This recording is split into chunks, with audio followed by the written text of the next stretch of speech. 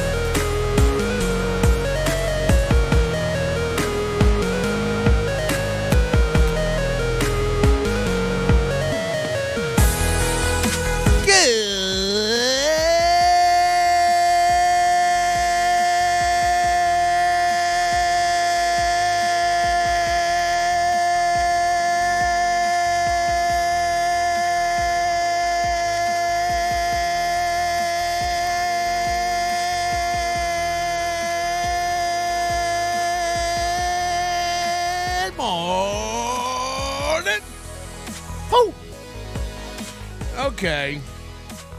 Wow, that'll really test your lung power. Good morning, everybody. Wow, there's too much. There's too much today.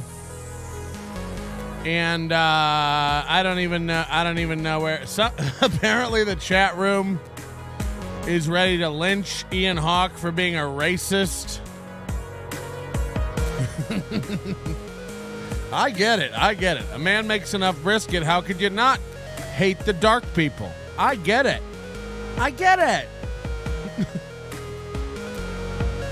But I also, this James Banks guy might be the most broken person I've ever seen in any chat ever. But I can't even be mad or angry. I'm grinning ear to goddamn ear this morning. Can you say goddamn this fast in a video? I don't know. Demonetized.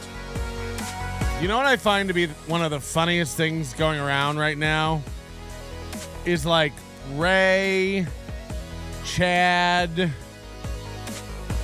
Kevin, Bob, all these guys, they're like terrified of like certain topics or like words. They really think you like can't talk about killing yourself.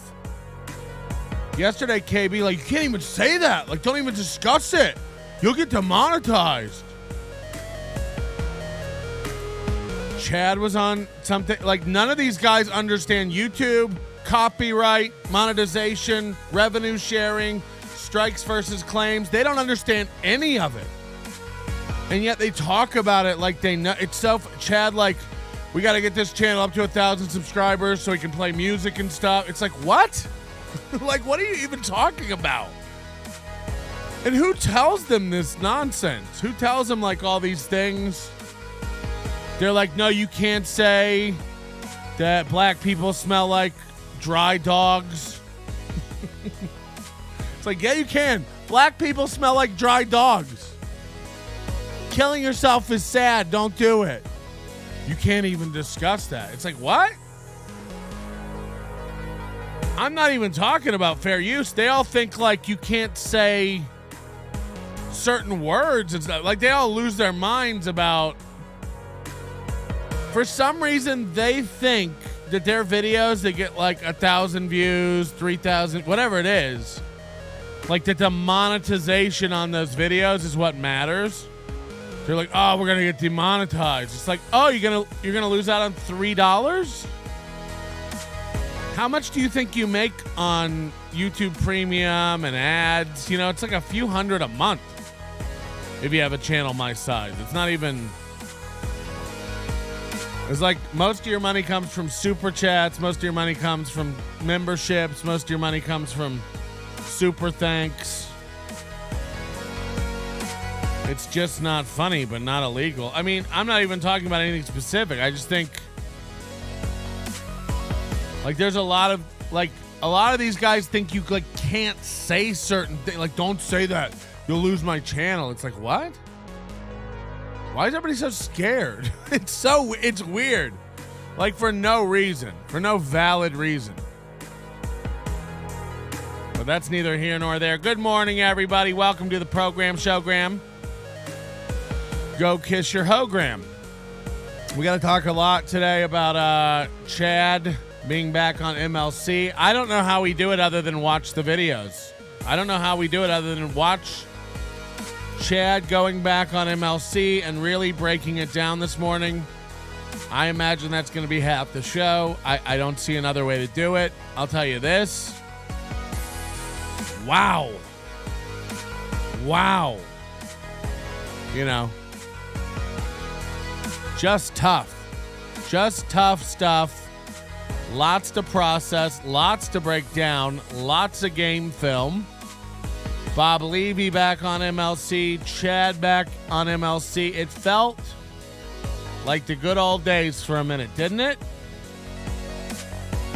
And this is what I've been working on behind the scenes for a long time. I've been telling Kevin, Chad thinks, I hate him and stuff.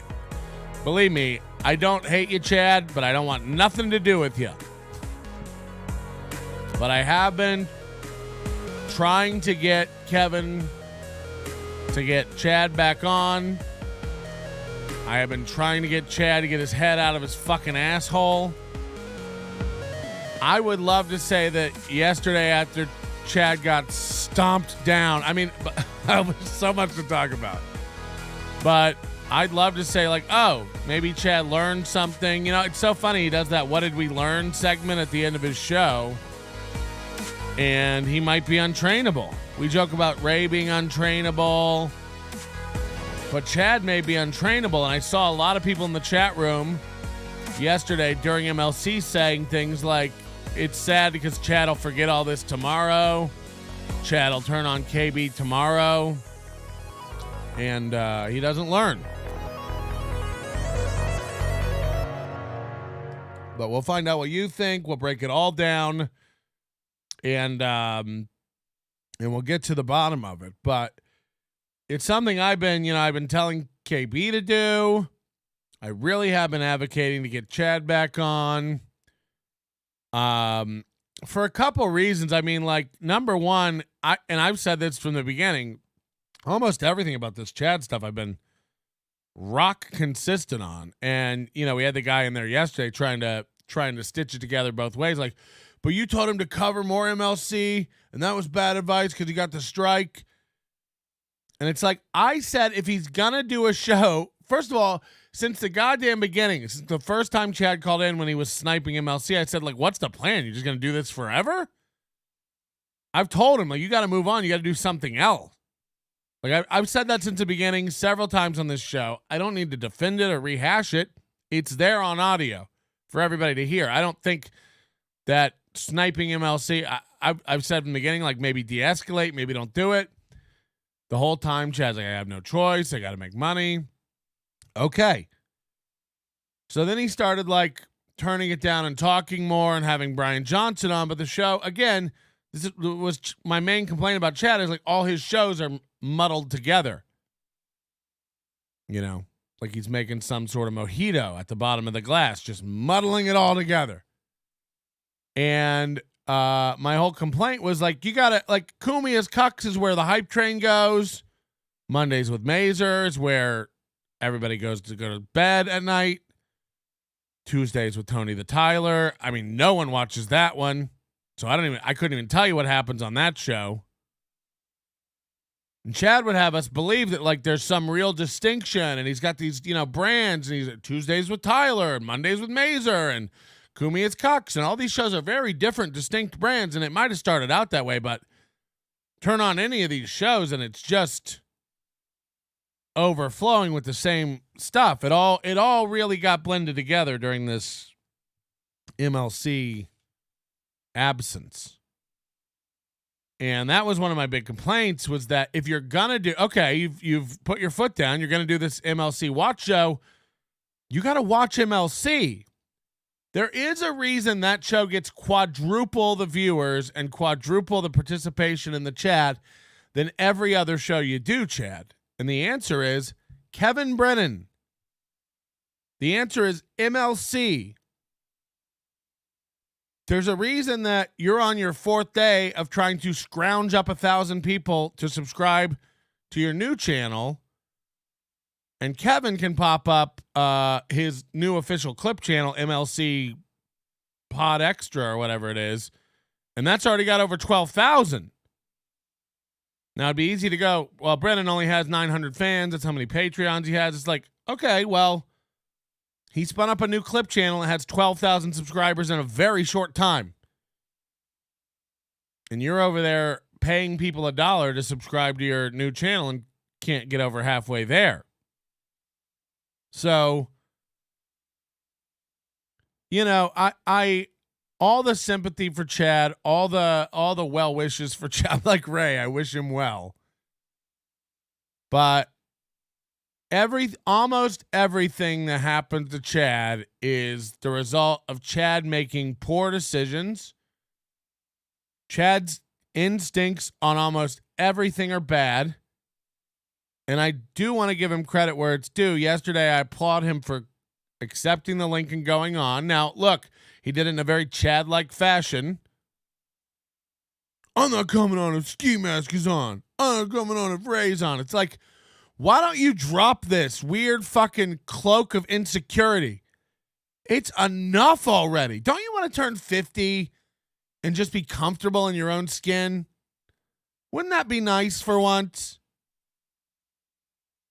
Wouldn't that be nice for once?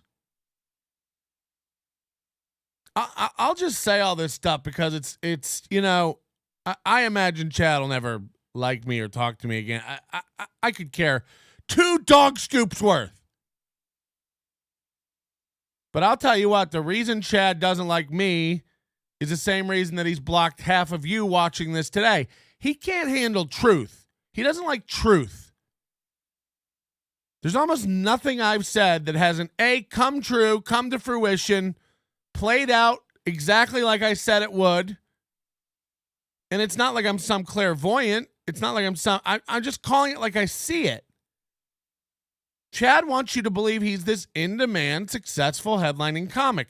You're not. You're not. I'm not. I know what it feels like, Chad. Like when you hear me say that, it's like I'm taking away your comedy career. I'm not. I'm looking at what is, and I have knowledge of the industry. You are not in demand.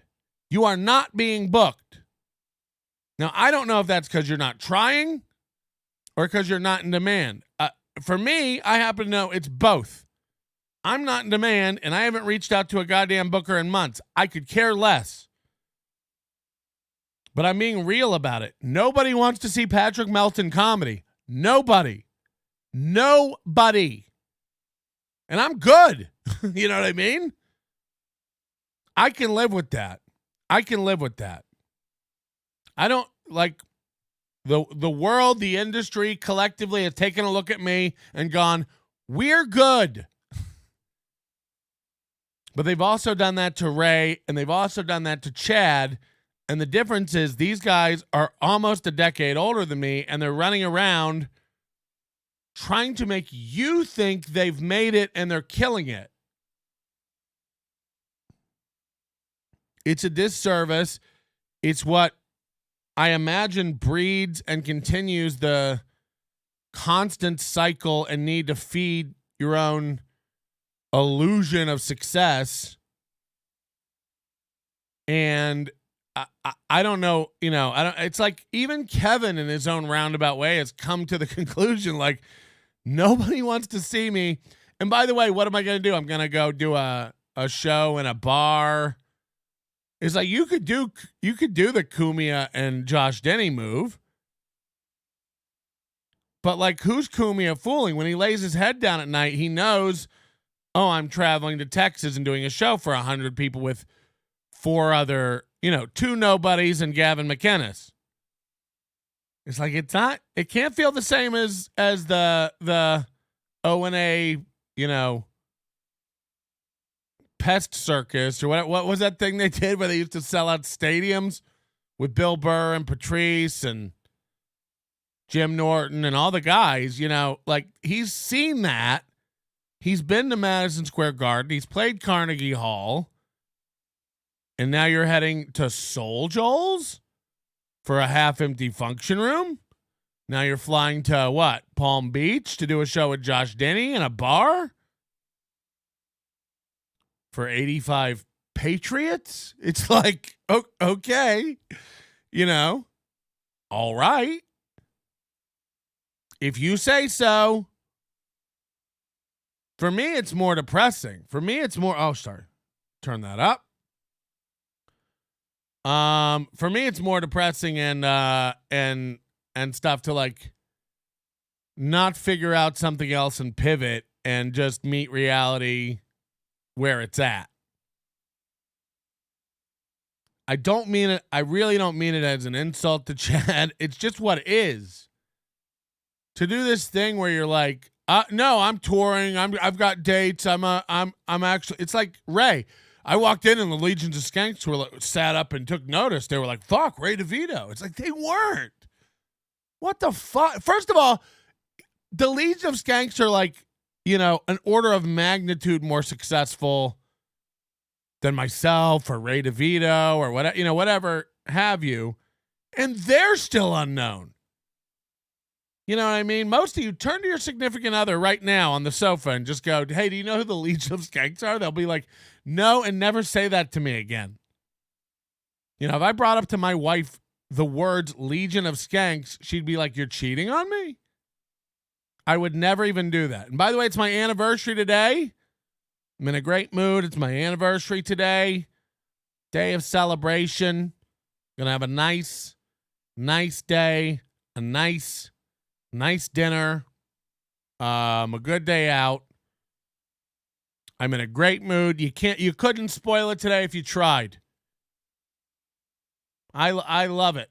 I'm in a great mood. I'm having a great day. Kevin, WATP Kevin with a super chat right out of the gate. One of my guys. Me and Kevin go way back. Chad went on MLC to save his channel. I believe that. I also believe he wants to be on MLC. I also believe Chad wants to be on MLC. And I'm glad he's back. Like, for everything fucking Chad could think about me, I could give two shits. I'm glad he's back on MLC. I really, really, whether he wants to believe it or not, and Kevin even said it yesterday on the show, I spoke to Kevin at length the other day on the phone, really pushing for Chad. He can say whatever the fuck he wants. Chad belongs on MLC. Chad's good on MLC. And I think for Chad's mental stability and well-being, he needs to be back on MLC. And we saw it yesterday. It was like watching a dog go back into a crate and stop its anxiety yawning. That's what I saw yesterday. I watched a dog walk back into a crate, accept his lumps, and immediately fall into his old trained routine. I don't even think they told him to. He started reading super chats again. It was like, oh, he still remembers all the tricks. Aw, good boy. Now that's very condescending, and I don't mean to make Chad sound like a trained dog. He's a person. This is a funny show. I do have to weave a little bit of truth and stuff in with comedy. So Chad's not a trained dog. I've called it from the very fucking beginning. I told Chad this on the phone. I told you guys this. Chad is hurt. Chad was hurt. He even admit, I couldn't believe, there were so many big steps for Chad yesterday. I was sitting there going, holy shit. He said he was hurt. He said he's sorry. This is if you were his therapist, you would have had a breakdown.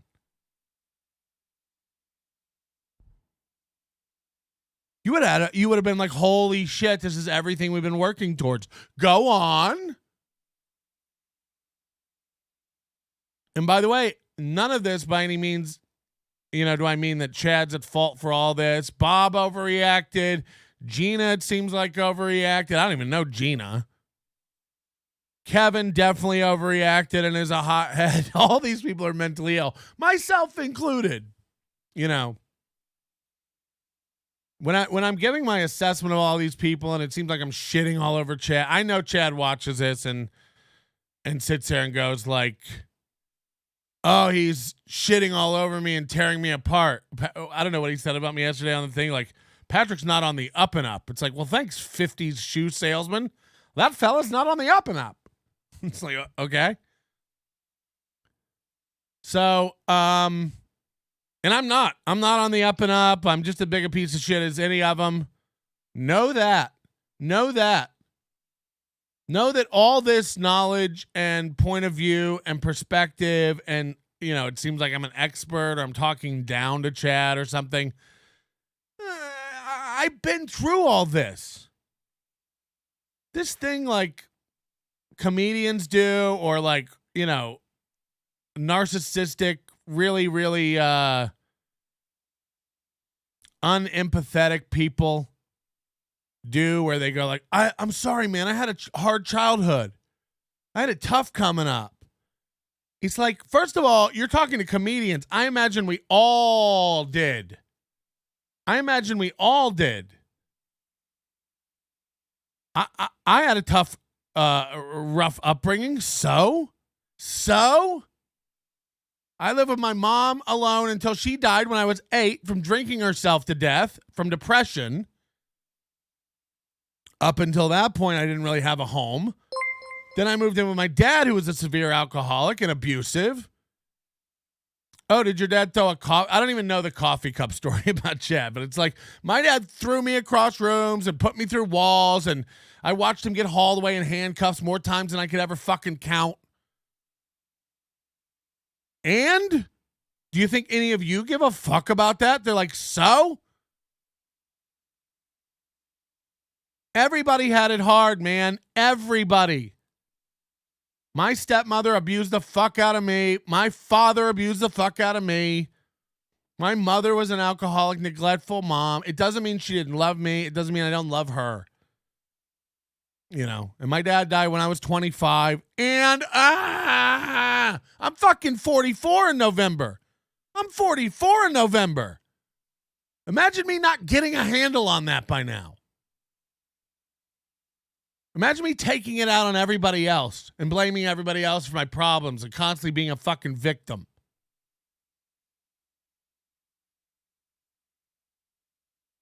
So everybody can think I turned on Chad, just like everybody can think I turned on Aaron.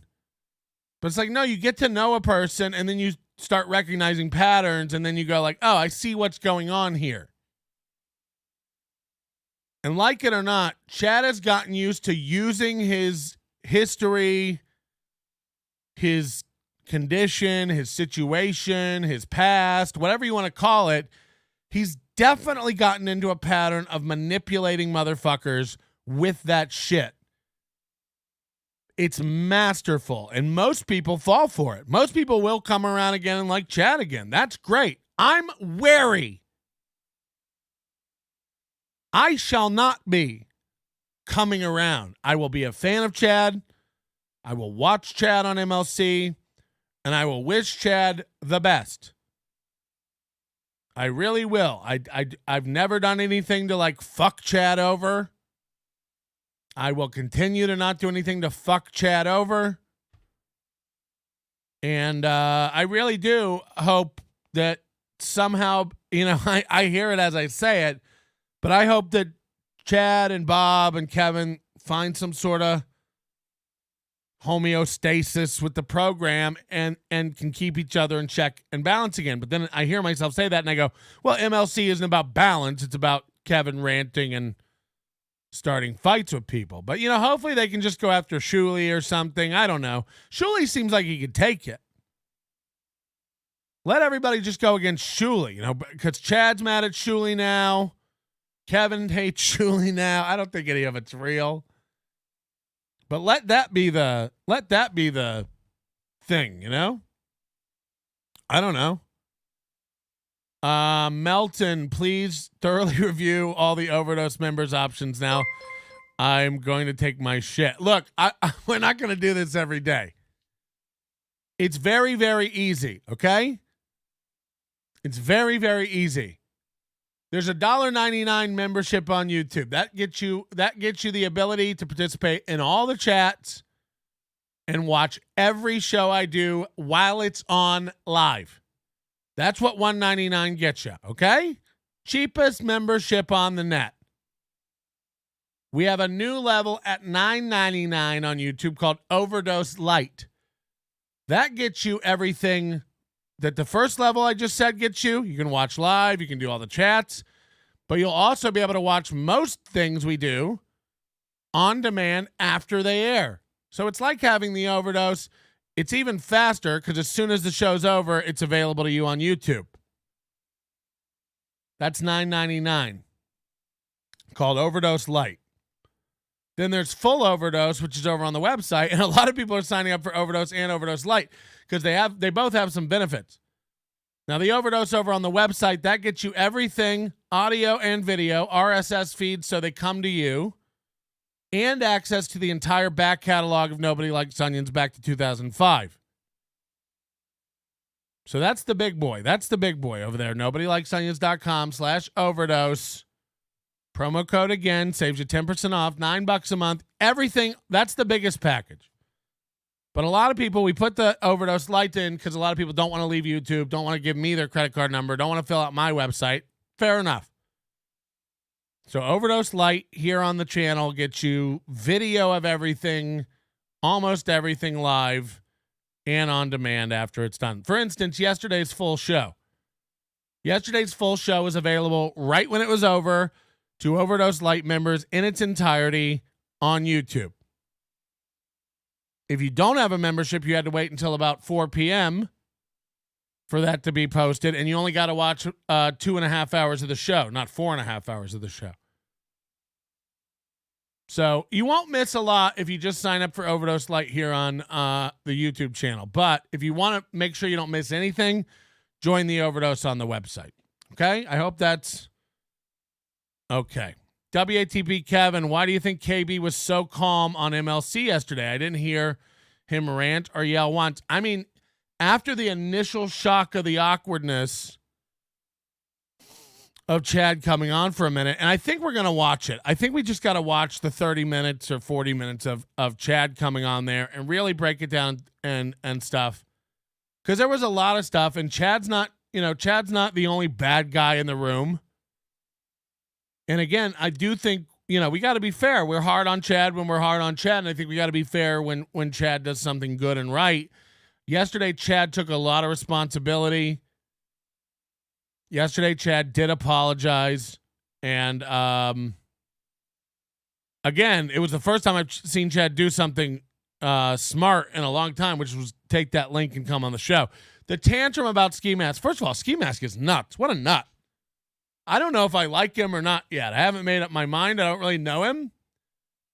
My initial impression was that he was a loose cannon nut. He was threatening KB. I hear he makes death threats and waves guns around and stuff. I hear he's nuts. That's the rumor.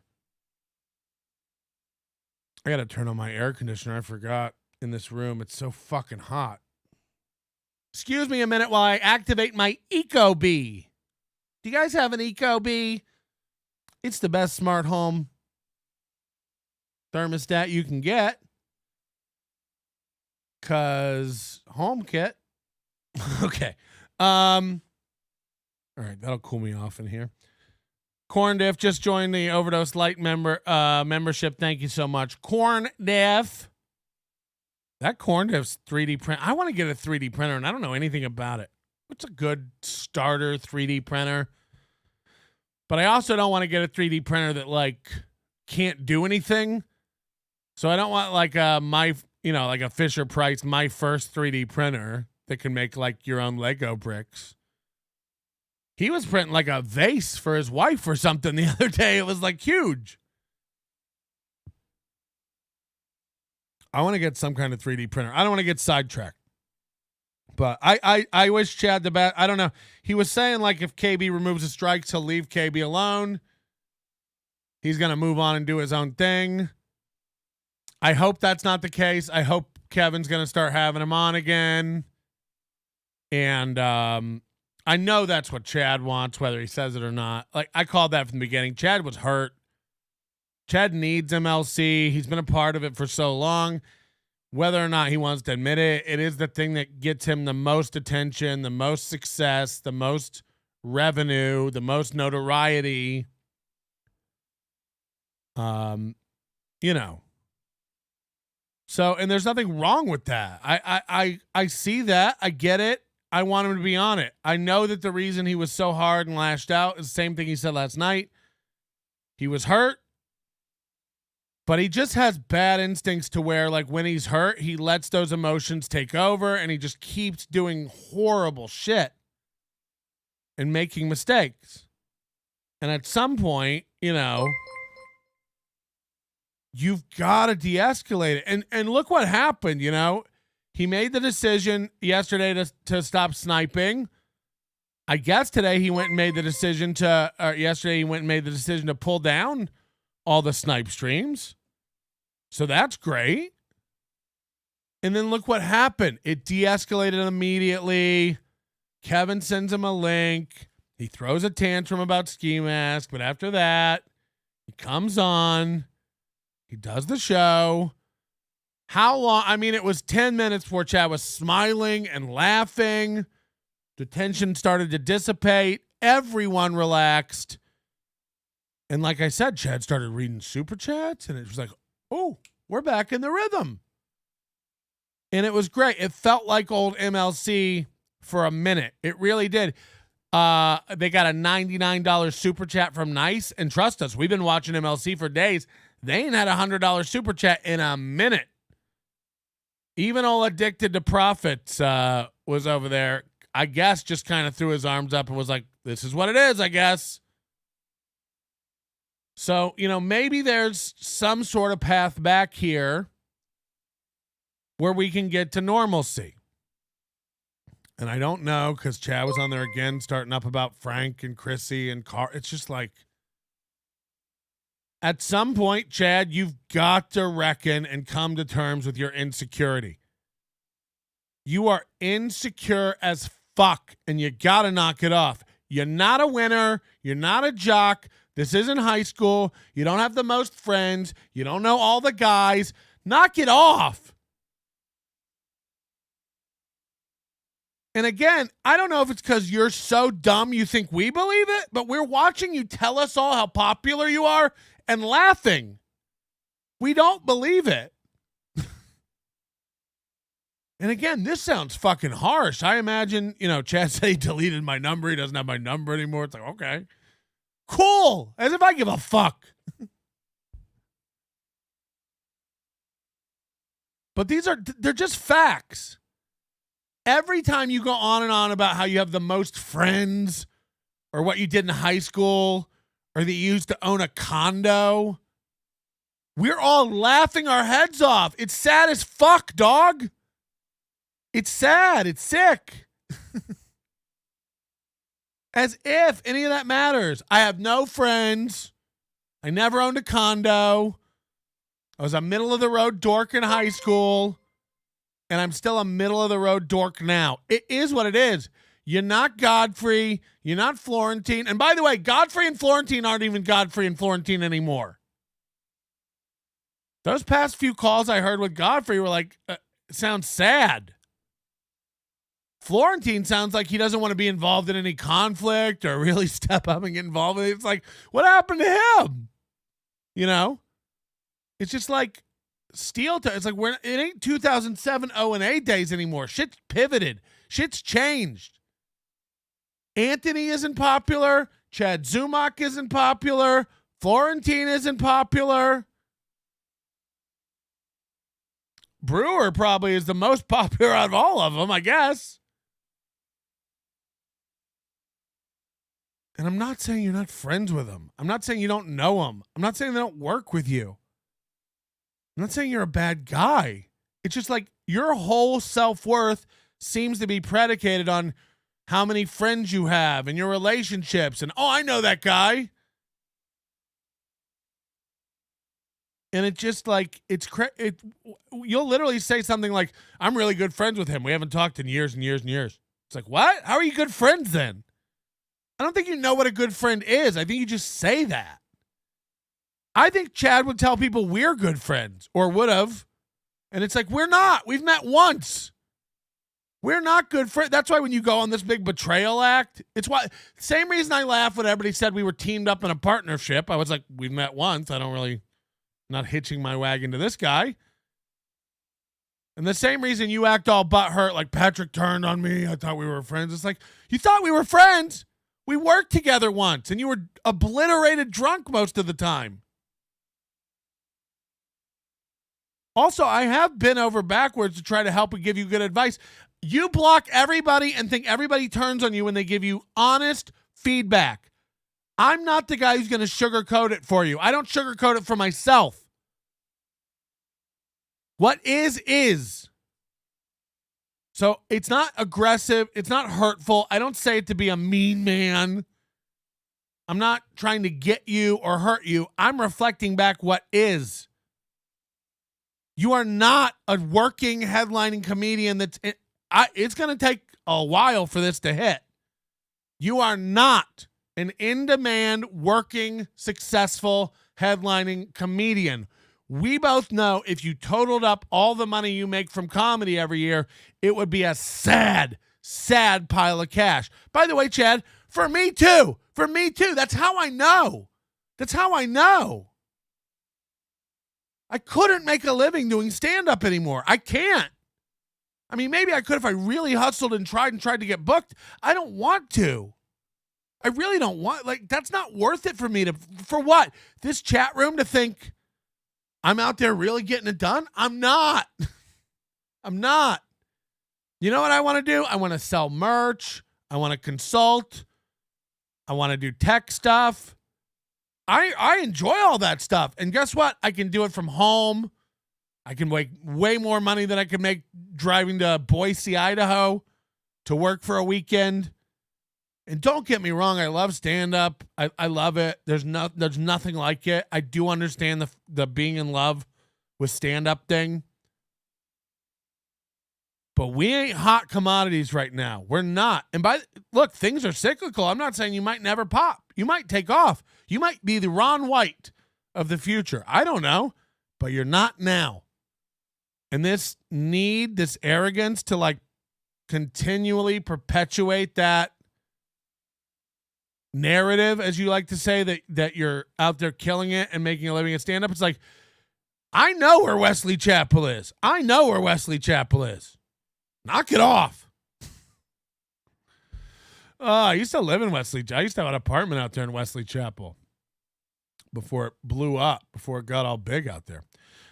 Get a Render 3 Neo 3D printer. Said Boneless Donuts. I'll look into it. Ender 3 Neo 3D printer. Okay. By the way, there was no mention of Bob and Kevin's beef either. It was like nothing happened. No, that's not true. I mean, were you not paying attention? They talked about the Gina Levy stuff. They talked about the daughter stuff. What are you talking about? There was no mention of it. W man, $10. Happy anniversary. Thank you, man. That means a lot. So these are the things that matter to me. My wife matters to me. My dog matters to me. My home matters to me. Simple pleasures. Did you see my pulled pork? Yeah, I'm not selling out clubs. I'm not doing well. I'm not. It's just not. I don't, it's not sad. It's not happy. It just is. Someone's not doing well. Now, it's all relative, I'd argue that if you can make a living doing a podcast at home, you're fucking killing it. In a world where people have to work 2 or 3 jobs to make a living, every time somebody throws $5 or $2 up in the chat, it's like, God bless. Because I do know that a lot of people have to wake up in the morning. I complain about getting up at 3 a.m. and having to come into another room in my house and talk. I worked with my dad for a year where I would have to wake up at this hour and head to a construction site and do excavation. Laying reclaimed water pipes and stuff in the middle of the Florida summer. I mean, I did that for a year. It was brutal. And I know a lot of people still have to do that. Or wake up and, Spaghetti Tooth John, she's got to go to the fucking ER and do a lot of CPR, run a bunch of tests. I imagine she does like a Nurse Jackie thing where she sneaks into the medication room and takes a lot of Percocets and just leans up against the door and slinks down to the floor and goes, "Take me to the lake." So there's a lot of people who have to work a hard job or multiple hard jobs for enough money to live. And to throw a little bit at your entertainers in a chat room, it's like, Jesus, appreciated. I'd argue that you find value and worth in the shit that is. It's like all this shit Chad brags about that's not real. Like, I'm a big touring headlining comic, a successful career, my stand-up career. It's like, honey, specials have never meant less. Is why I hate this special coming out of mine. I'm going to promote it because whatever. But I'm not going on some tour. I may never get on a stage and do stand-up again. I don't know. Does that mean I don't like it? No. Does that mean I'm not good at it? No. But I'd look retarded if I went around wagging my finger at everybody, telling them about, you know, how successful I am doing stand-up right now. But Chad, like, you do have a lot. You do have a lot of success. You do make a living doing YouTube. That's crazy, dog. Do you know how insane that is? Like, for real. Like, congrats, man. Lean into that. Feel proud about that. That's really something. Own that you flopped out of comedy. And by the way, I'm not saying you have to quit comedy. Hit it. Yeah, so I'm at a loss for words, being a pair of Cleveland middles. I want Chad and I haven't spoke since I asked him who was booking the black box. Happy for him, coming to realization that he's a fucking piece of shit. You know, and by the way, just because you're not doing stand-up a lot now or not, it's not even really an insult. And again, who knows? It may pivot and I'll come back.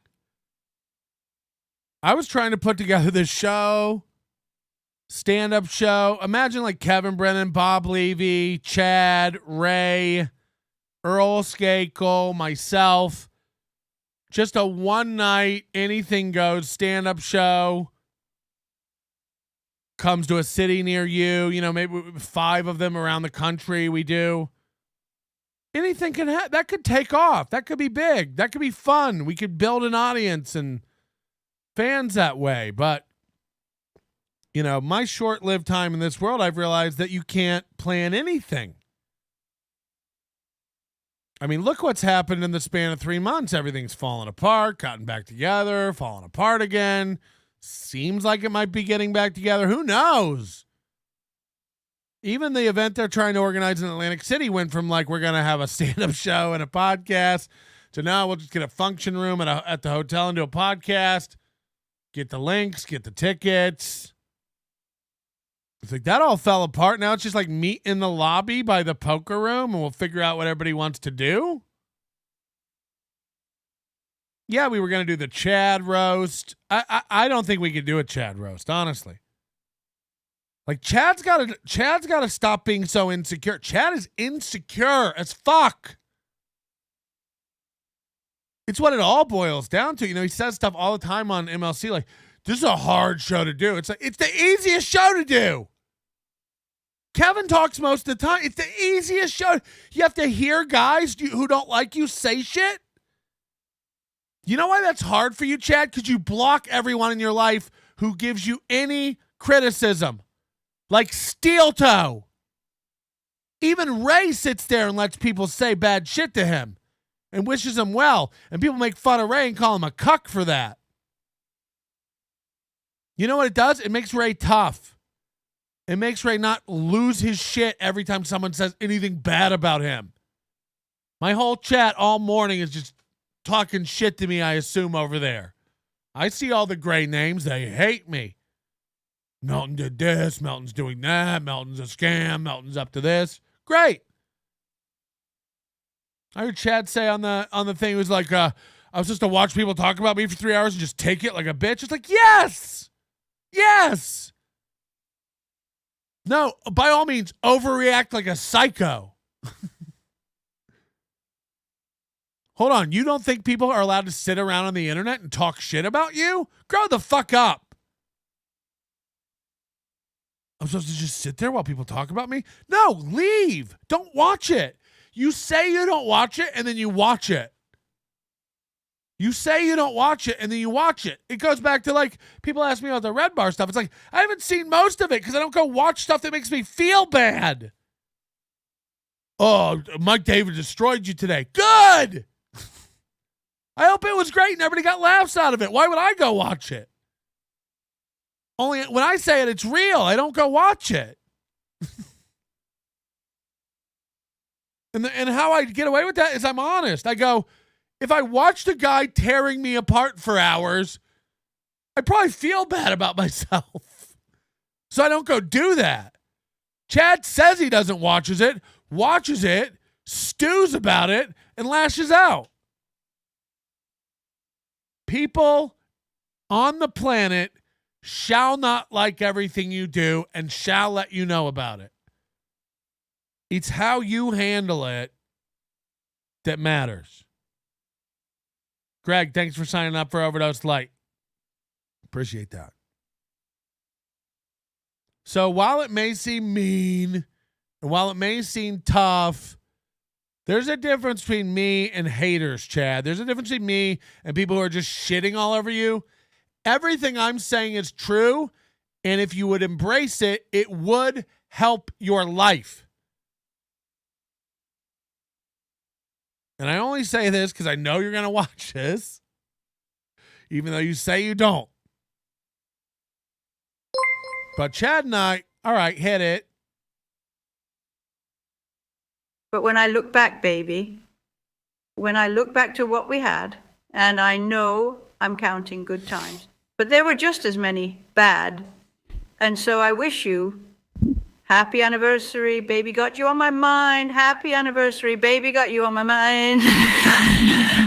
Do you think that's what the Queen sounded like when she tried to be sexy? What does the Queen sound like when she's like, oh, baby? God, now she's pretty quiet, but before, I mean. Before. So I guess let's watch it. We're going to watch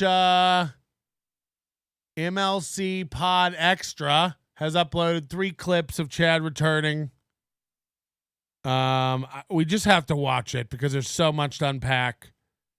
But I do wish the best for all parties involved.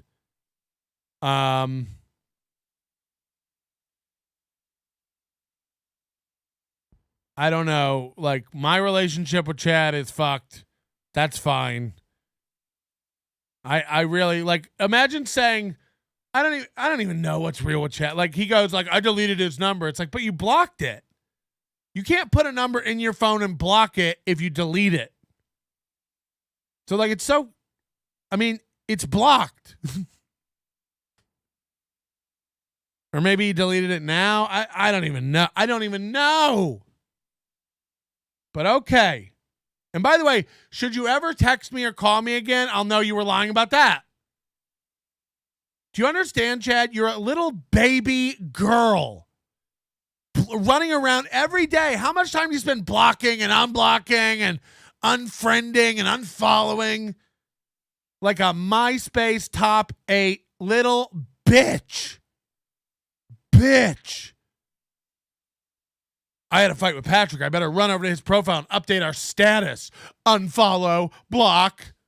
What a reactive bit. That's what girls do. Teen girls.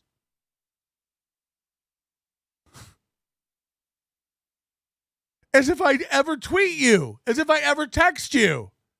I'm not bugging you. But you've got to, in your brain, run over and categorize everybody. I better get over there and unfollow Patrick because I don't like him. As if that sends a signal to the world. Wow, Zumock just unfollowed Melton. What's going on? Nobody cares. Nobody cares. Your brain is broken, so you have to run and do that. You know that, right? That's all that's going on. You can't handle it, so you have to run and click and categorize people. It's fucking nuts.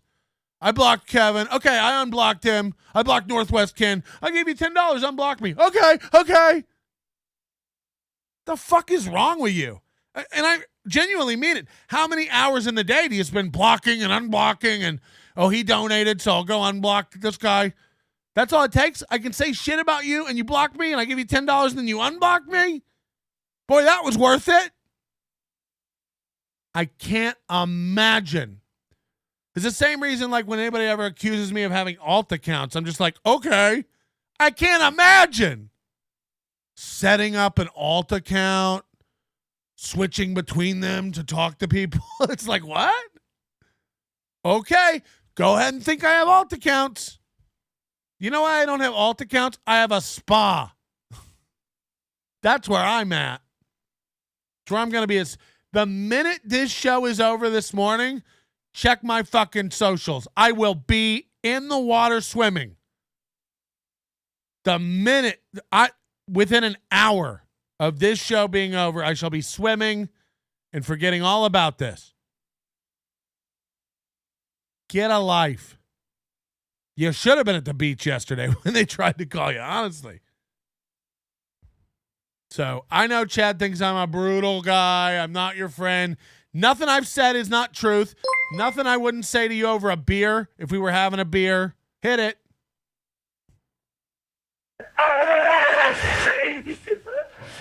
Not Jake. Such a pretty kitty cat.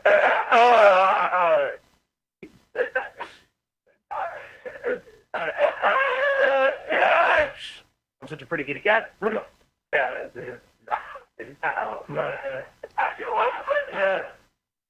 Your mother tells me you are a sweet boy. I mean, I haven't known my mom for 36 years, so I tell her I said hi. Greg, thanks for joining the Overdose Light level of membership. Just great. All right, let's get into it. MLC Podcast Extra. I guess this is the official clip channel. And by the way, MLC merch is coming very, very soon. The launch is imminent. Finishing up the website now. I also have a call with Bob Levy. I think Bob Levy wants to open his own merch store. I don't know how that's going to work because Shuley wants to open a merch store. Shuley wants to open a merch store. I've had a piece of merch ready to go. I don't know who's going to get this. I thought about just selling it myself. I have a pink blanket with Ray's face on it, ready to head to the print press. A pink blanket with Ray's face, a great piece of merch. Just, mwah, how good would that be for everybody to get for their dog? And I don't know whose store that would even go in. Shuley's? MLC's? Because that's where it all kind of came out. Or maybe I should just sell it. Kinky Loco says, I'll take 3. Shuley scribbles this down furiously. I already told Shuley about it. But Bob texted me. I got to call Bob. I probably won't call him today. It's my anniversary and again, the pool. You know, some of us already have our pool ready, Bob. We got to talk about the pool bet. You know, that came up somewhere the other day. Stevie Lou says, kind of weird to take Ski Mask's idea. When did Ski Mask come up with that? Because I was texting Shuley about it a week and a half ago. So you think I'm, first of all, I can honestly say this. I've never watched Ski Mask's show. I've turned it on a couple times, but I certainly have never stolen Ski Mask's idea. Anybody can come up with making a blanket. Yesterday, Ski Mask said he was going to open up his own merch store. Go ahead. Do you think I'm going to lose my mind and go like, I'm the only one who's allowed to have merch? By the way, if you like the white on white hat, they're available over in the store. NobodyLikesOnions.com/store. We have them in this flex fit baseball hat style that I'm wearing right here. We also have snapback style, flat bill, as you people like to say.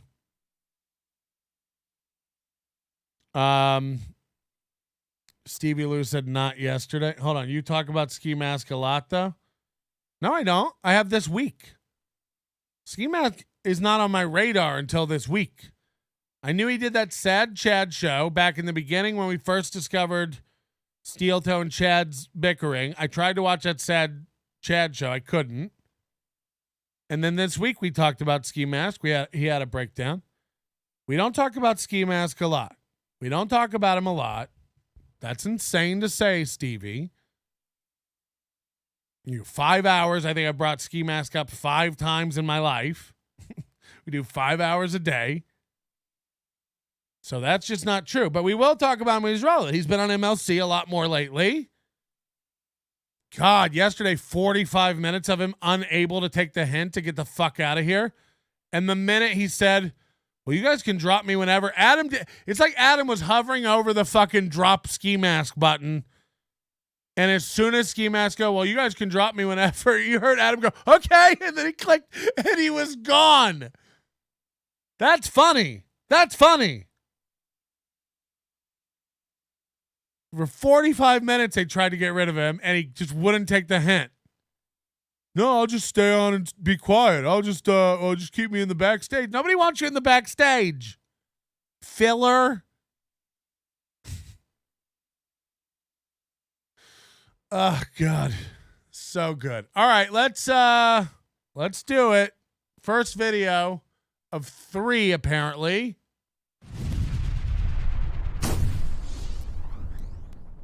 Blinking Jedi, is the potato coming on? No. Wait, is Chad on now? Oh, Chad is on now. Okay, Oh, see? And again, I commend Chad for coming on this. This was the right move. Finally, a good decision, a good instinct. Whether or not you know it or believe it, I laid a lot of groundwork for this yesterday on the phone with Kevin, or 2 days ago on the phone with Kevin. I told him, get Chad back. Get Chad back. Get Chad back. It's better. Kevin's better with Chad. Chad's better with Kevin. Keep your enemies close.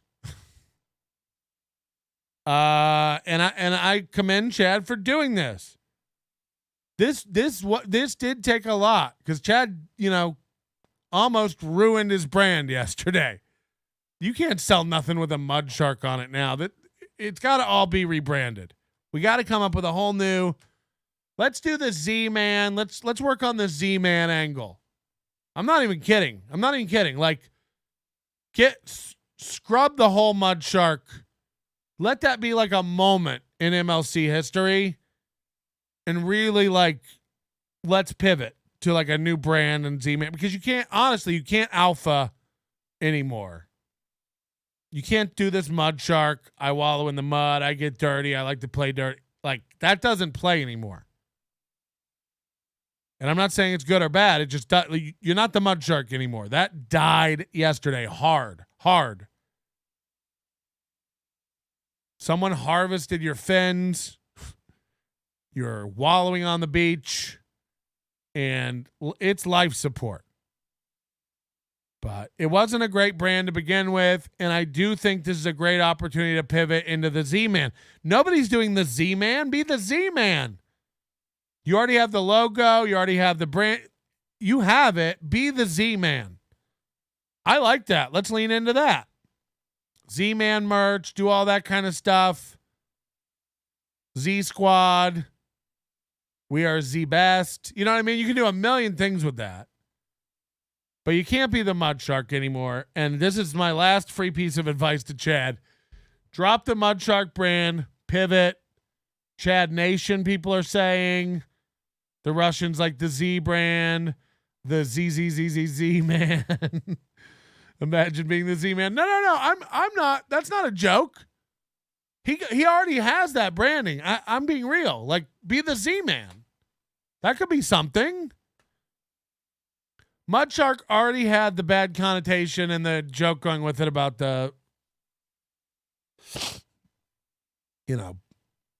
black-white thing. Just like, but also, like, again, you're not, I would suggest really embracing this more self-aware version of Chad that we saw yesterday, dropping the aggressive Mudshark, like, take off the army helmet, drop the shark. You're not a shark. You're not hunting anyone. This was checkmate yesterday. You even admitted, Chad even admitted, I think, on the thing, like, if Kevin hadn't stricken his channel, Chad would still be going after Kevin. So Kevin won 100%. This fight is over. Kevin won. Kevin pinned Chad. Chad submitted. And there's no other way to look at this. Checkmate, Brennan. And Chad had to submit. Now, unfortunately, that's how it all had to happen. But this could have happened peacefully last week before the strikes. And it could have happened weeks ago if everybody would just get their pride settled and get their heads out of their ass. It's let's watch it. Oh my God. Yeah, it's over. I'm He's not got to ready. talk. Oh shit. So tense. All right, go ahead, Bob. Go ahead, How Bob. are you, Chad? Yeah, I'm not coming on with that dude. He got me deported, almost got me deported from the Bahamas, and I can't. Chad, everyone likes fucking with you because you're fuckable. You're fuckable. Get over Ski Mask. Get over it. He's a guy. He might even be a nice guy. Like, it's like Stancil and Ski Mask talking mad shit. It's like, okay. Imagine if I let that bug me. I don't know them. They might be great. They might be funny. I haven't given them a fair chance, and I 100% admit that. Everybody wanted me to pile on Stevie Lou, and I find him, oddly likable sometimes. And, every once in a while, maybe a third of the time, he actually knows what he's talking about. Especially in this world. I don't know anything about Ski Mask. He tells me all the Ski Mask stuff. But this thing where you're like, I'm not going to be on with Ray. I'm not going to be on with Ski Mask. It's like, you're not in a position to be dictated. This is the core problem, is Chad views himself as above all these people. And it's just like, you're not. You are Ski Mask. I am Ski Mask. Ski Mask is Ray. Ray is Stevie Lou. Stevie Lou is Ski Mask. Is Ray. Is Chad. We're all garbage. Bottom of the barrel guys. You're not known. You're not respected. You're not loved. You aren't. Neither am I. Neither is Ski Mask. Neither is Stevie Lou. And you know what? Every day people tell Stevie Lou what a fucking loser he is. And every day that dude's in a good mood and happy and takes it with a laugh and in stride like a retarded puppy. Chad is still the popular guy at his high school walking around looking down on everybody. I can't be on with that guy. It's like, why? Why? Why not talk to him and figure it out just like you did with these guys?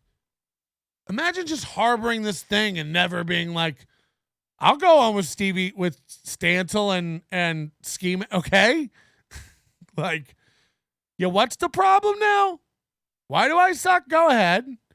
I know why I suck. I just want to find out why you think I suck. It's so heavy. You hear it.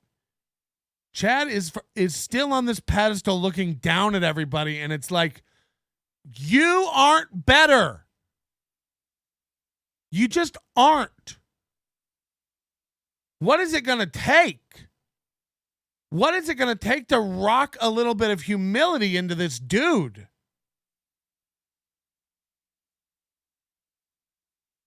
And when I say that he's the same as Steel Toe and the same as Ray, he gets so mad, but it's like, Ray's different. Ray's even better because he's not malicious. You're malicious. You're Anakin Skywalker. You know. You're every bitch-made villain. You like got hurt when you were a kid, and now you got to lash out. You got to hurt everybody around you because hurt people hurt people. You know I'm right. You admitted it yesterday. Almost everything I've said about you, you said about yourself yesterday. You were wrong. You were hurt. Every time every time they asked you to like back up anything you said, blah, blah, blah, blah, blah, blah. One time you said, well, we just got to watch it. I can't even. And they almost lost the deal, and it's just, I'm not going through that again. Oh, yeah, I forgot. Yeah.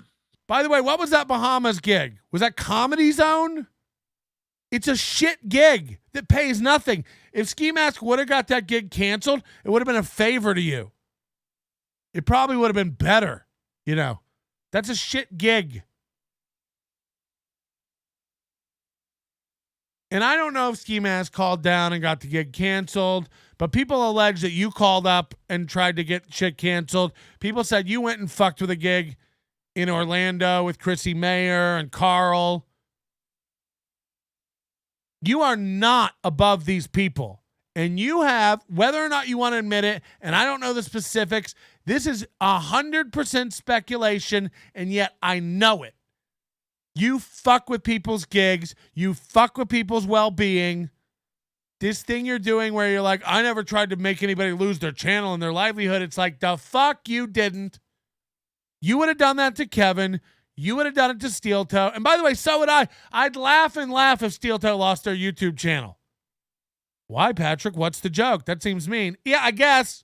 I'm flawed, baby. I don't see everything. I never claimed to be some virtuous guy. I like it when really idiotic people who are full of themselves fall and continue to fall over and over and over again. And that's not Chad. I'm talking about Steel Toe. The only reason it'd be hilarious if he lost his channel is because he acts like he can't lose his channel. I would never copyright strike that kind of shit. It's not a copyright strike. He doesn't follow the rules that I have to follow, and it's funny if he falls because of that. Everything I've ever complained about Steel Toe doing wrong, he could fix overnight by literally checking boxes and writing descriptions, and he refuses to do it. So yeah, if he lost his channel because he refuses to do something silly, because hubris, you know, like, yeah, I think that would be funny. Sorry, I'm a mean, bad guy. And yet, Chad, I do honestly wish nothing but bigger and better things. I know it's hard to reconcile that with me just constantly shitting all over everything he does wrong. The only reason I keep telling you everything Chad keeps doing wrong is in the hopes that because I know he's going to listen to this, some of it lands in here and he makes the right move. Get along with Kevin. Get along with Bob. Bob never did anything but try to help you, and you turned on him so fucking hard. You just gave me the worst advice. It's like, he didn't. He didn't. You're a hot-headed baby. Almost everything that went down on these MLC shows yesterday is like Chad was wrong about. He admitted he was wrong about. And he had to eat fucking piles of shit on this show.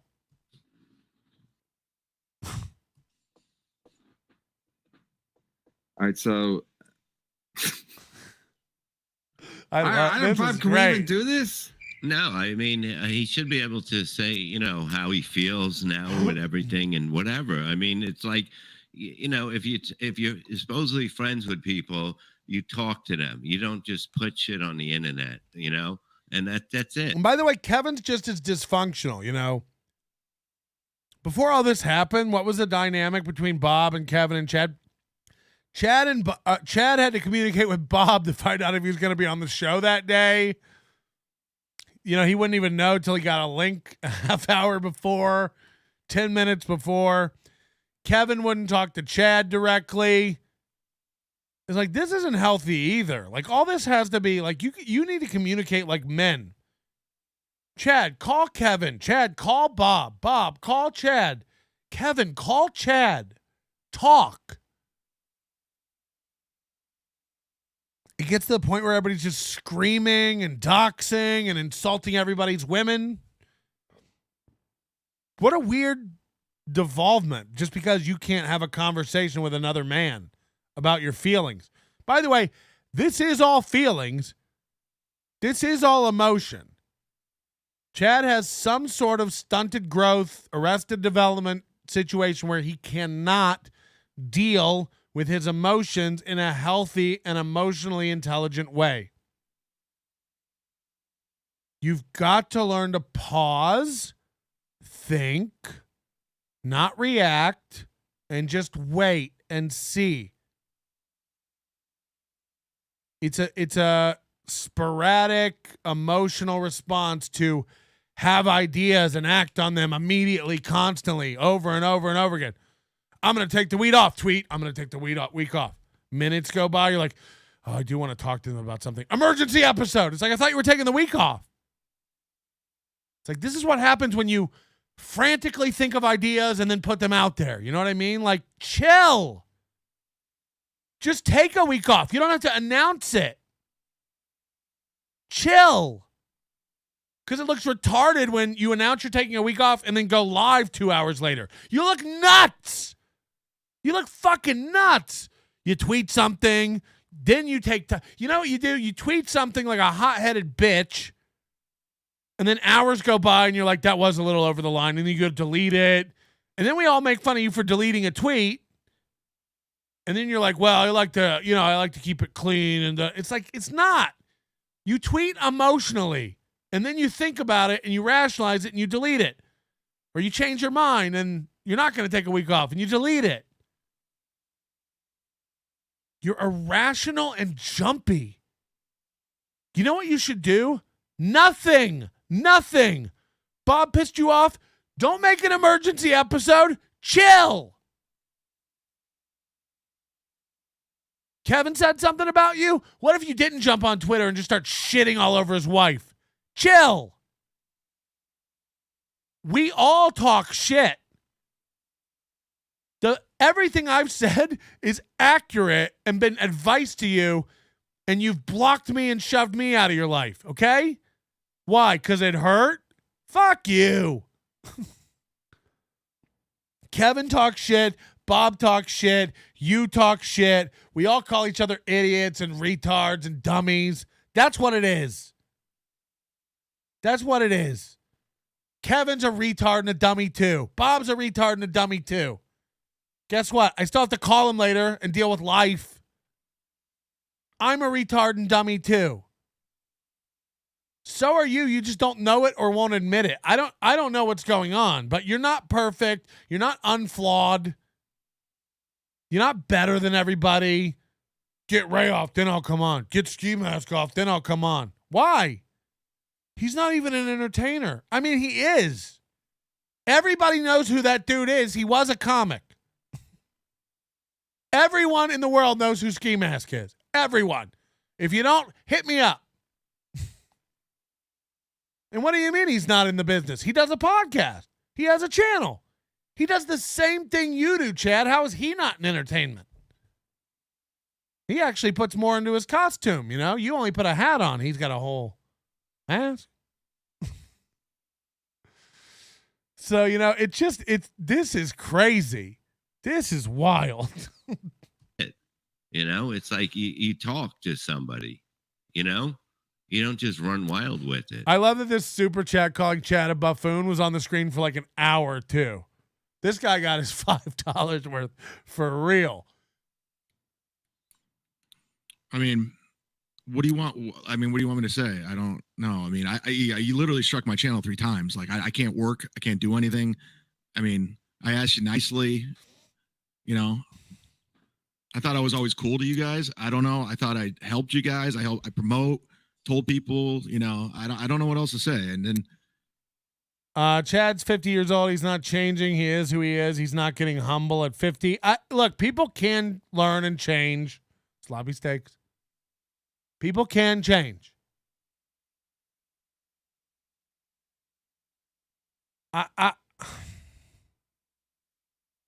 Maybe you're right. I don't know. I don't know. This just made me sad. Then you say, come on at 5:30, and I'm just sitting here waiting for some handyman to leave. Like, it's just like, what are you doing? Like, it's just like, why should I, like, again, I don't know Ski Mask at all. I don't know him at all.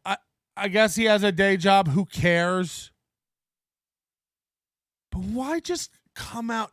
Chad, you're hurt. You look pathetic and hurt and have no confidence. Do you understand when you come out of the gate just swinging at everyone, you look insane? You look so insecure, bro. Ski Mask, for whatever he is, I don't know if he's funny. I don't know if he's not. I don't know if he's a full-time comic. I don't know if he's not. I don't know if he's a full-time entertainer. I don't know if he's not. Sounds like he's not. Sounds like by what you're saying that he has a day job, a channel with 1,000 subscribers, and is trying to get it going. And you let him control your whole world. I won't come on if he's on. I'm not going to sit here while he talks about me. Then you come on and start shitting all over him. It's like, but you think he's a nobody? I've never made the claim that Ski Mask is a nobody. I don't know. So I don't have a lot of energy around him. If he called, just like Stevie Lou, if he called in, I wouldn't be like, get off my line. I can't handle this. I'd be like, let's hear this guy out. If Stancil called in every day shitting all over me, I'd probably let him talk and listen. Like, because why? Like, he's allowed to think. I'm not going to sit here while some custodian. It's like, sit there and wait. Chad, sit there and fucking wait. Who cares? It's worth it. Yeah, Ski Mask had his head up his ass yesterday. He didn't realize people wanted him gone for 45 minutes. He either did realize it and didn't want to leave because he's needy, or wasn't getting the hint. Get the fuck out of here, Ski Mask. And not that I care if Ski Mask is on that show, but yesterday, Chad would only come on if Ski Mask left. It's always some fucking little baby tantrum. Running off if Ray's on. It's like, if Ray's a piece of shit nobody and he can make you run away, what does that say about you? If Ski Mask is a loser, handyman, nobody, but he can make you stay away from something, what does that say about you? Does Ski Mask look like the emotional one? Does Ski Mask look like the one who's broken? No. Not today. Does Ray look like he's the one that's broken when he storms off the stream? When Chad storms off the stream? No. Ray looks like he takes everything in stride and is cool as a cucumber. And that's why nobody hates Ray. Chad throws tantrums, talks shit, constantly builds himself up. It's like, that's why you're hated. That's why people look at you and they're like disgusted. It's not genuine. It reeks of insecureness. It's dripping of insecurity. It just is. Take a poll. Nobody thinks, no one would, the first words out of people's mouth to describe Ray would be insecure. Ray's, if anything, overly confident. He thinks the Legion of Skanks guys sit up and dust themselves off when he walks in a room. He thinks they sit up and go, fucking Ray DeVito's here. It's like they don't. They don't. Now, Chad also thinks that the Legion of Skanks guys want him on, but they don't. And Chad throws out the ideas of like, I'm going to fly up to New York. How'd hanging out with Dave Smith go, Chad? Chad's like, I'm gonna fly up to New York and do Legion of Skanks. Like, and he would fly to New York just to do Legion of Skanks, so it looked like he was doing something and successful.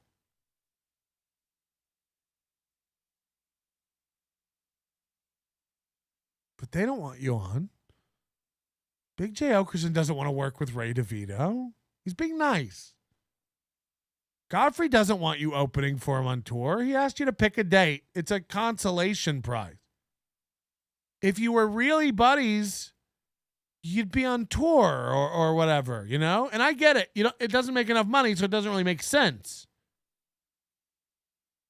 But you also don't get to pretend like you're a headliner who's made it and on tour, because you aren't. What's your next stop after Wesley Chapel Side Splitters? Oh, it's Wesley Chapel Side Splitters again a week later? Got it.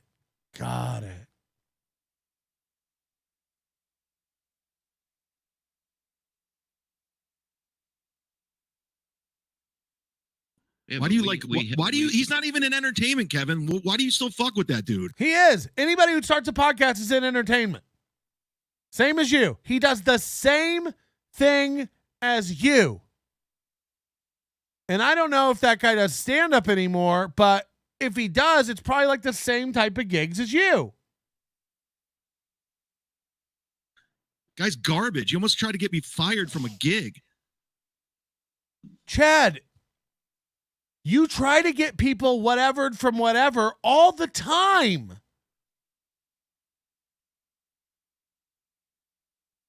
Do you hear you? You try to ruin. You're the Mudshark. Again, this brand is fucked. You ain't the Mudshark. You ain't the Mudshark. This is sad. Erase this whole identity. I'm dead serious. You can't be the Mudshark after yesterday, man. And by the way, it's not a bad thing. Just pivot. Just come up with a new. I like the Z-Man. No one else is using that.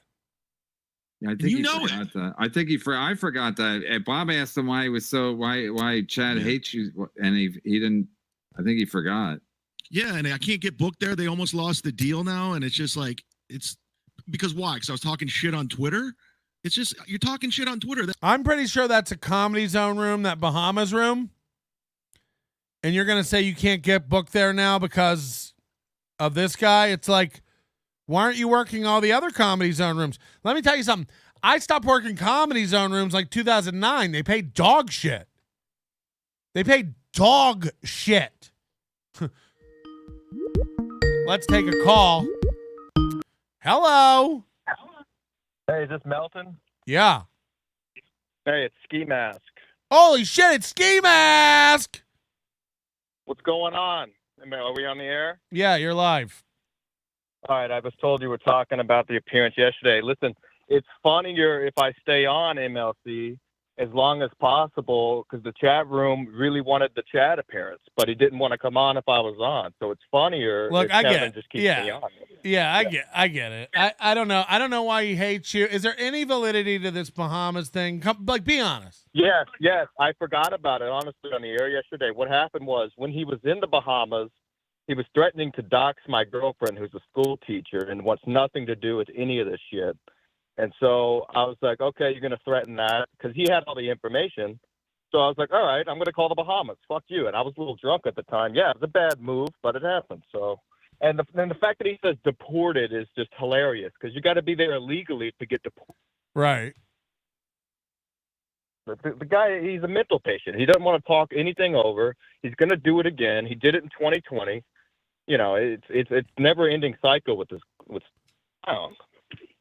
So what was the deal? You tried to get his gig canceled? How do you even do that? Like, what do you say? No. So I called the hotel. He says I called the club. I called the hotel. I said, you have a guest there that's not able to leave the United States. That's basically what I said. And then I heard about it the next time he went live. I don't know. He tweeted about it or something like that. But I had totally forgotten I did it. I was blacked out drunk, hilarious. But.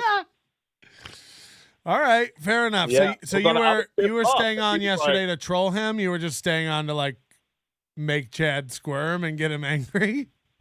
I mean, listen, I've been watching Kevin since day one. I know when Kevin's doing something funny, so he kind of gave that look. So I was like, I'm not getting off until they throw me off. You know what I mean? All right, fair enough. So, yeah, just wanted to clear that up. Yeah, it's trolling Chad. It's funny because he's so upset over a guy in a ski mask. It's the most greatest thing ever. I love it. I can't get enough. But you're like, people know who you are. You're not. It's not like some big Right. secret. A lot of people know who you are. Right. I mean, I don't go out wearing the mask. I'm not like Cardiff. Right. You know, and people know me. Stevie Lou almost says your name every other day.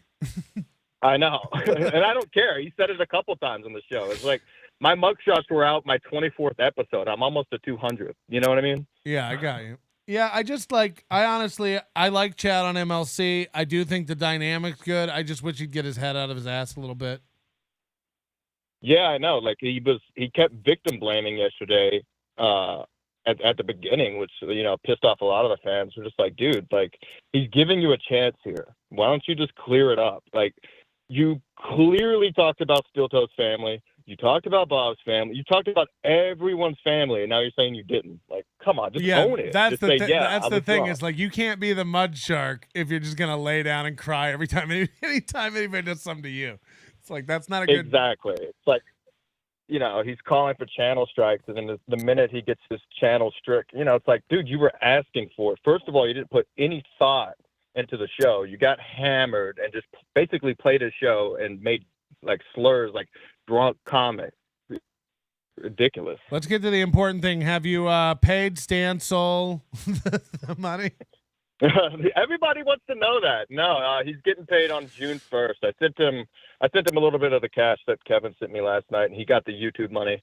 But he'll get his Patreon money on June 1st. Well, it was the best 90-second show I've ever seen in my life. It was great. I know, dude. I wasn't expecting it at all because I think he was like at his breaking point already. So, you know, it was any second that he was going to explode. And me coming in all happy about doing MLC the night before just completely set him off. So we've talked since, you know, and yeah, I took 2 months of the Patreon money, went on a bender. And so I'm just going to give him the full next month. So yeah, you're going to have to start the ski mask rehab. Yeah, I know. Well, yeah, I mean, like I do that every now and then. Like I'll be sober for 4 or 5 months, and then I'll do a month bender and go. All right, man. Drain my bank account. Thanks for clearing that up. I appreciate it. This is going to take me all day to watch, so I got to get back to it. Love it, Melton. Later. And now he's saying, love it, Melton. These guys hate me. These guys hated me. Everybody's saying one. They're doing callbacks to yesterday's chat. Oh, God. I have no idea what's going on in this universe, man. I have no clue. That's it. I'm not actively. Yeah, but you go too far with everything. You ever think like maybe I go too fucking far? But I just talk. I don't do. It's not even the too far. You know, nothing's Chad's ever done to anybody would even bug me. I guess it maybe might bug me, but c'est la vie. What do you like? I can't stop a guy from having opinions and talking about me. And I'm not going to spend 1 minute like running around trying to, because that's just a waste of my time and energy. I can't stop another guy's opinion. But Chad's biggest thing, it's not that he goes too far even, it's that he never takes a beat and thinks. He just goes nuclear. He just goes. He doesn't think. He just does. And that works great when you have good instincts, but Chad doesn't have good instincts. Chad has awful instincts almost across the board. And I don't know if that can be taught. I don't know if you can teach somebody to be better instinctually. You're stealing our fucking content and then gloating about it. How about just fucking steal content? Is that what you do when you steal fucking shit? You gloat about it. You go to the store the next day, you be like, hey, I stole your blender. Hey, Coles, I stole your blender yesterday. It's like, just fucking steal the shit and then move on with your fucking life. We made a deal for 2 days a week, and I thought it was cool because I just didn't want to do the show every day. It's too much. It's just I don't need to be your guys' whipping boy. We didn't make a deal. We didn't make a deal. Bob did. No, the deal was, what was it? Was it 3 days a week or two? Two. Monday Okay, and but the whole Wednesday. thing I just wanted to be. that- I just yeah. wanted to come on as a guest at that point. And- I was like, And that was going to happen. And I said, just give it till, when you come on. And another thing, I just want to know, what advice did I give you that was really wrong, truthfully? Because you told me you're just sit there and do nothing, and then you got. I didn't say what. I said what? Don't just sit there and do nothing. I take care of it or whatever. And then I watch a show and you're both just trashing me, and you guys both lie a lot. No. Okay. You both lie a lot. That hurts. How does That hurts. That's how you should take it. Just how Kevin just did. That hurts. did I lie? When did I lie? Yeah. On the spot right now, I mean, I could point out stuff. I can go back Just and point it out. Point it out. I don't have a notebook. I didn't write your. This is like Chad. Chad still maintains that Bob kept telling him to kill himself multiple times. No one has produced one video of that ever occurring. It doesn't exist, Chad. Stop gaslighting yourself. What do you get out of telling yourself over and over and over again that Bob told you that? He didn't. He didn't. Where's the tape? You said you were going to mail me the clips. Where's the tape? You just forget the minute anyone calls you out on any of your bullshit. He never said that. You talked about getting a gun. You talked about it. And he said, if you do that, piggy, you're going to turn it on yourself and put it in your mouth. And you know what? Again, I think he's right. Don't get a gun. You're not stable enough. You make quick decisions, and that'll be a bad one that you can't take back tomorrow. So he's right. He never told you to do it. He predicted what would happen if you got one. Don't get a gun. No one wants that. He didn't tell you to do that. And you can't produce the clips because he didn't do it. And yet you still run around telling everybody he said that about you. It's like Carl talking about me. It's like no matter how many times you say it, it doesn't make it so. Lieutenant Worf? You know, like, I mean, I just like, what does everybody get out of that? This dumb gaslighting themselves into thinking somebody said something they didn't. I know you want Bob to be a bad guy because you've said he's a bad guy 900 times. He never told you to do that. He never did. I'm waiting for the tape. Ship it. I'll get you the clips later. You won't because you don't have them. You're an emotional baby who made something up, and now when you're asked to back it up, you're not used to people asking you to back up all your horse shit. So you block them when they call you a liar. Well, I'm calling you a liar. Block me, liar. Hi, Chad. Hi, Chad's lawyer. Best bit ever. Like, I'm the asshole because I'm telling you Bob never said that to you? Fuck you. Bob's the asshole because you made up something about what he said to you? Fuck you. That's you. And you know what? Not only are you double asshole for being mad at other people for not co-signing your made-up horseshit, you're a double asshole for telling everyone that Bob said that, which is a horrible thing. Like, fuck. Yeah, he called your mom a whore. You called his daughter a whore. Gina called your mom a whore. So? What are you, Chris Abels? Chris Abels lost his mind. He was like, somebody was talking about his wife, and he's talking about, like, I got to go kick their ass. It's like, everybody chill. Fuck your dumb wife, everybody. Fuck your dumb wife. Fuck your kids. Fuck your daughter. Fuck your son. Who cares? Adults should get over other adults talking. Who cares? He said something about my daughter. So? Then what happened? Did you eat a snack and take a nap? Your lies Wait, down just in a one notebook. lie. One lie. What did I lie about? Chad, You say you lie. you You're said I known for quit? lying. You Huh? said I quit. I never quit. I You said I wanted to quit. go down. I quit the show. You quit 1 week. You quit twice. No, I never quit. I just said I need a break. When you're hired to be on a show, and he also brings Ray DeVito on or Ski Mask on, and then you storm off on a tantrum, yeah, you quit. You're leaving him hanging in the middle of a performance. What if you did that on stage during a play? What if you did that during a panel at a conference?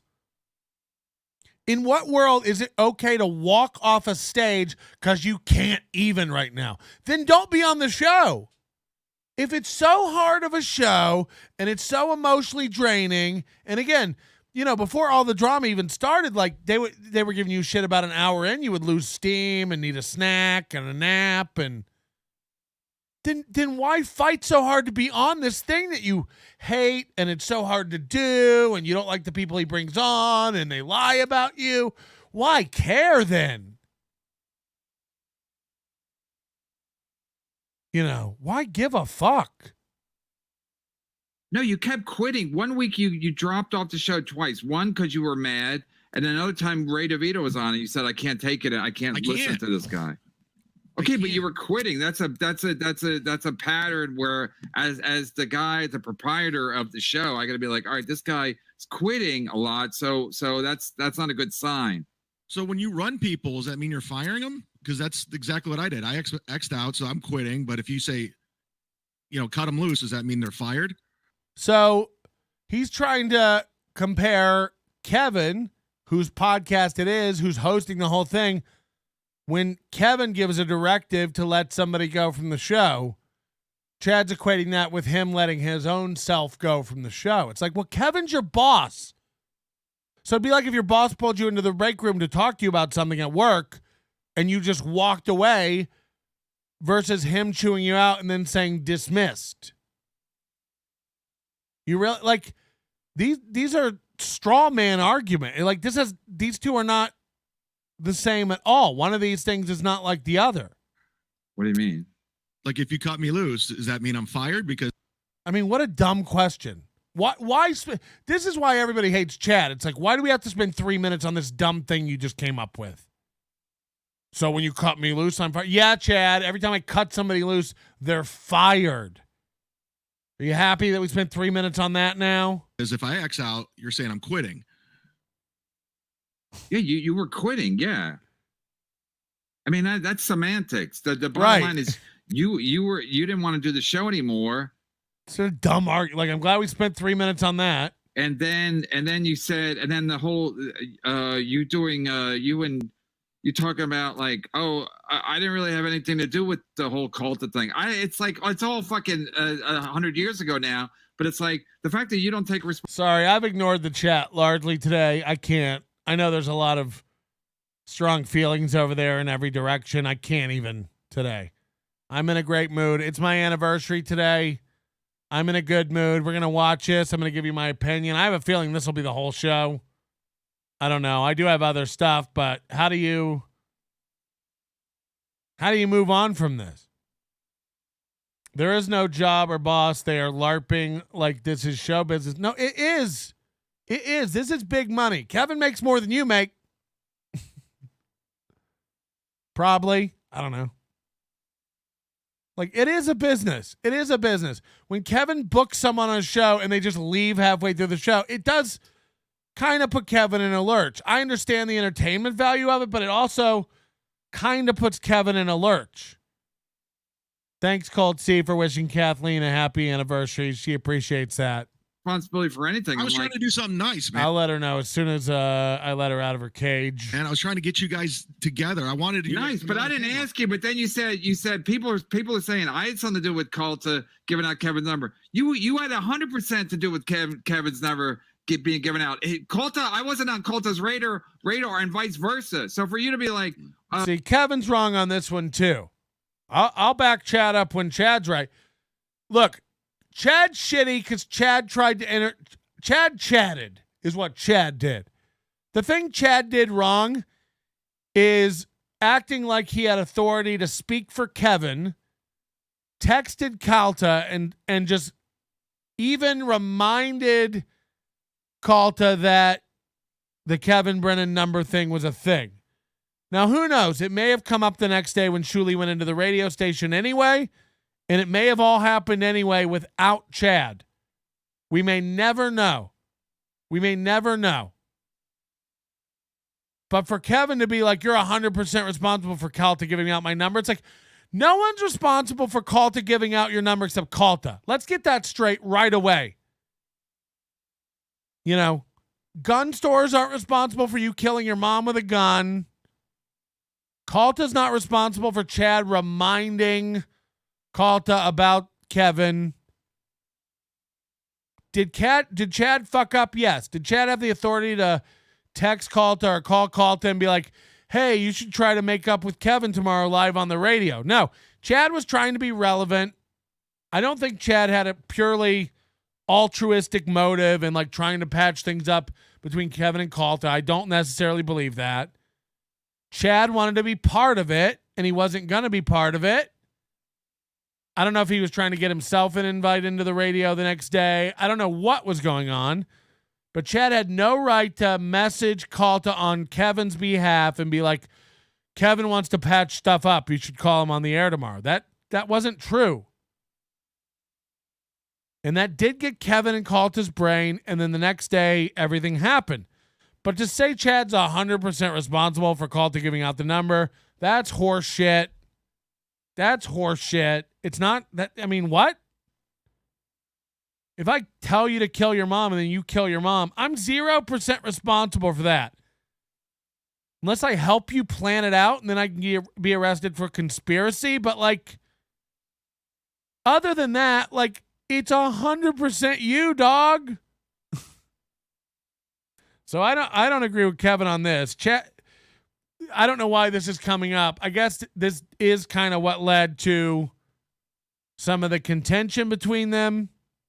So I guess all this stuff just has to be hashed. But I didn't go to the show with Shuli. You deny everything. I didn't go to the show with Shuli. I didn't go to the show with Shuli. I said I wanted you guys to come down to Tampa because Bob wanted to come to Side Splitters. I said no. I'm not talking about what I'm talking about. That week, you texted Culpa with a. I didn't ask you to text anybody. You texted Culpa.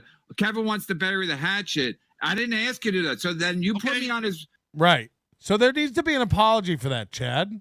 You put me on his radar, and Shuli was on the next day. And again, maybe when Shuli went in and they would have talked about Kevin. He would have been on the radar, and then Culpa would have done it anyway. But we'll never know now. We'll never know. So Chad made a mistake by trying to broker some sort of peace deal he wasn't authorized to broker. But that's it. And he's like, you know what? Let me give out Brennan's number in front of Shuli. But I didn't do that. Be a dick. And then Gino gave out Brennan's number. It's like, all right, Brennan's number's out there. Why does he lose his mind every time somebody gives out his number? Sounds like his number's been given out 1,000,000 times, 1,000,000 ways. And like every time, like Kevin becomes incensed about his fucking number. Like nobody cares. It seems like it's out there. Who cares? Huh? I had nothing to do with You that. put my name in his head. So, but I mean, that's fair, but it doesn't make him 100% responsible. And again, it probably would have come up the next day with Shuli anyway. Brennan's number. I didn't think that. Okay, but I didn't ask you to do it. But then after it happened, you're like, I had nothing to do with it. You had 100% everything to do with it. All right, Kevin, I take full responsibility. Now you do. Now you do. But then you're like laughing, like people that you do that with everything. Nothing's your fault. You gave out Culpa's number. You gave out Culpa's number. I didn't do that. I took it out. So did he in the replay, according to him. Huh? In the replay, he took it out, he said. I took it out in the replay. Yes. He took it out during the show. I never said I didn't do it. I never said I didn't do it. Well, no, Culpa said he took it out in his replay. No, not right away. Not right away. It doesn't matter. Stop changing the subject. The point is, nothing's ever your fault. Now it's my fault. So you're gloating about. Yeah, this is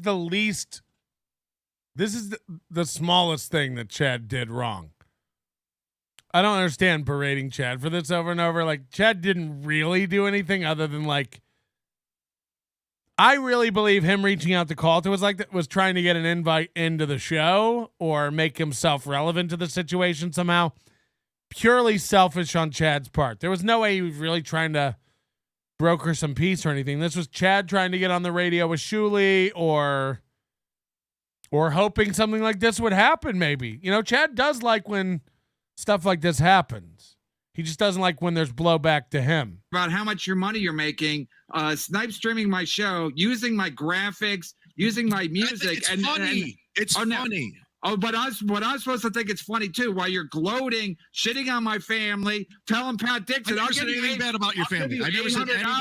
I'll give you $800. I never said anything bad about your $800 that I family. made in super chats today, Pat Dixon. Never said So anything bad about your family. You made 800. How about Bob? Say that to Bob. Did you Bob. make $800? Bob, Gina jumped the gun, and that's a fact. No, you jumped the gun. She jumped the gun. Okay, and here's the thing.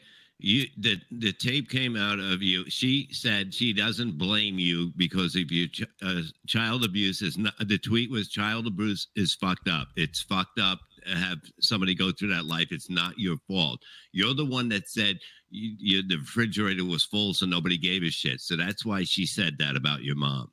Okay. But, and you basically said that. You and said she called her a whore. She called her a whore because of the fact that she let her kid get fucking beat up by somebody because they fucking filled the refrigerator. She got beat up too, Bob. She got beat up too. She was a victim and she died brokenhearted, man.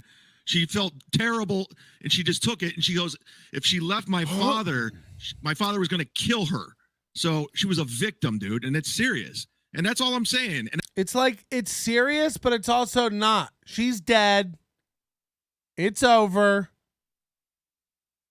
By age 50, this shouldn't bring up emotions anymore. You know, childhood stuff, this has got to be worked through.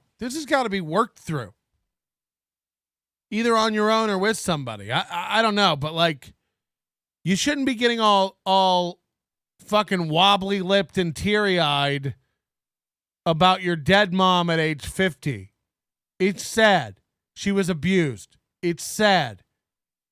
She didn't have a great life or couldn't give you the life that you deserved, or it's all sad, man. It's all sad.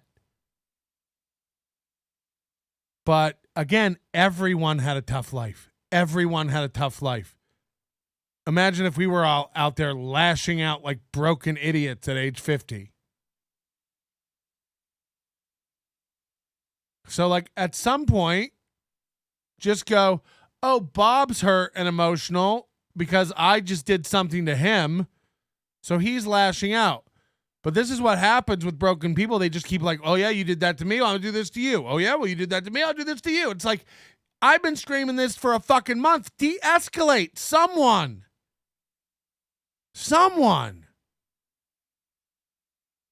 And nobody's talking to anybody, but they're all doing shows, you know. All these guys that, you know, you claim are like the biggest lolcows in this community, Stevie Lou, Ski Mask, it's like, these guys call in and talk to me on the phone. Like men. You know, now Chad tries to call into the radio show every day. I know he doesn't listen, but he tries to call into this show every day. Believe it or not, he's already tried to call in today. But we're not in the Chad Zumock business anymore. I'm not going to be the guy who you get to push-pull. I'm not that guy. You pushed, it's done.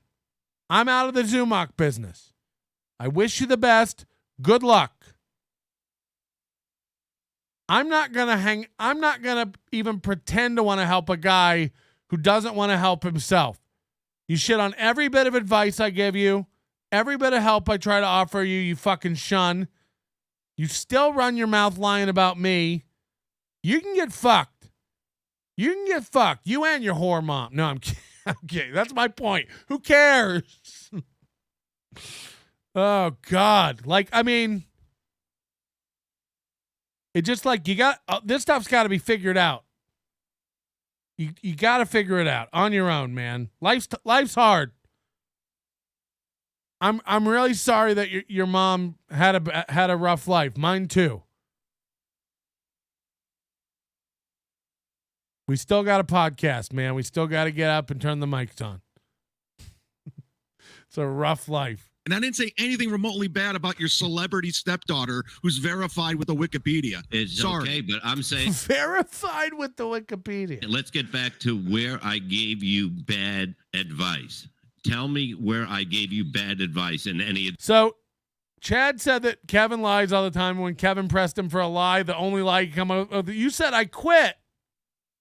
That's the big hurtful lie that you're mad at Kevin about? Okay. These phone calls.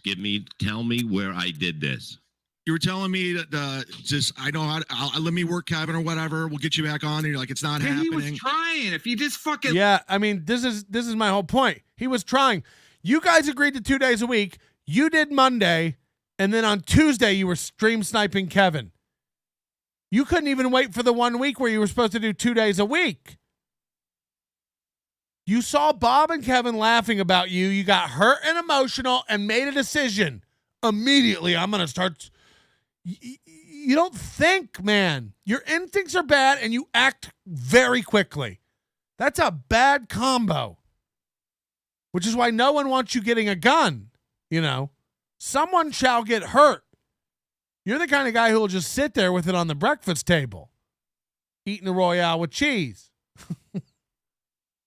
I mean, you make bad decisions and you make them very quickly. It's not a good combo.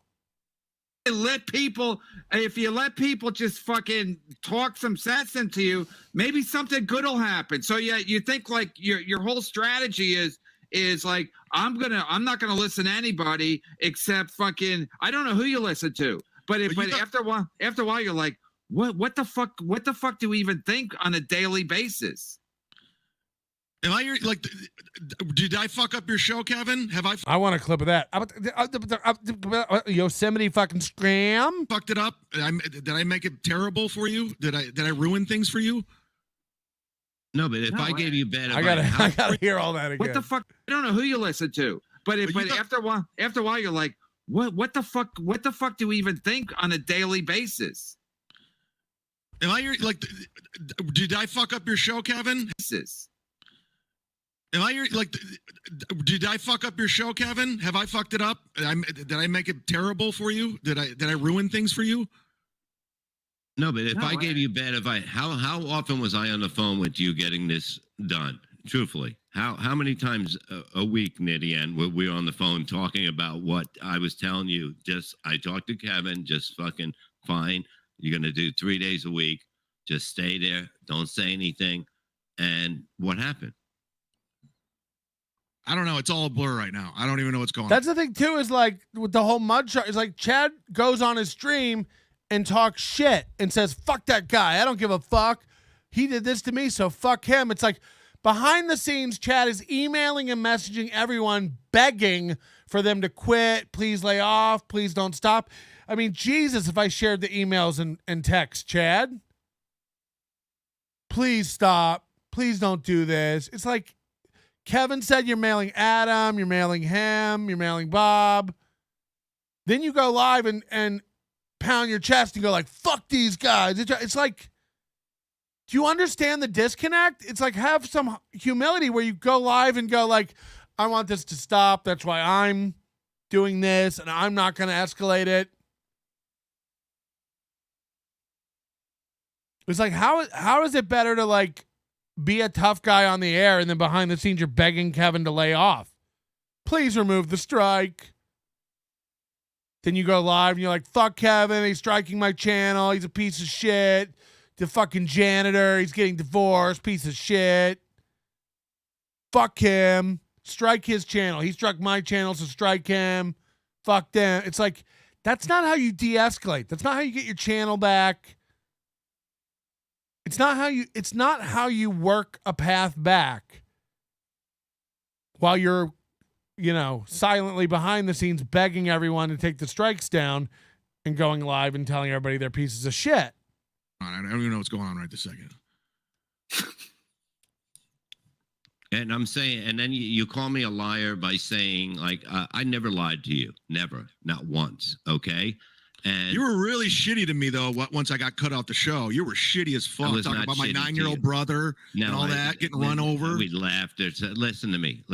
Yeah, everybody went there. Everyone went there. You guys all took it to that place, and those were the jokes then. And if you brought it up on the show, these guys only know what you tell them. I've told you all this vulnerable stuff about my past and my history today. I know there's a day you'll use all that against me, Chad. You will. That's what you do. I don't give a fuck. Talk about my mom. Talk about my wife. But geeking out. What did I? But you WBB. But what did I do? Chad doesn't get it. Like, Bob doesn't know your mom. Who cares what he thinks?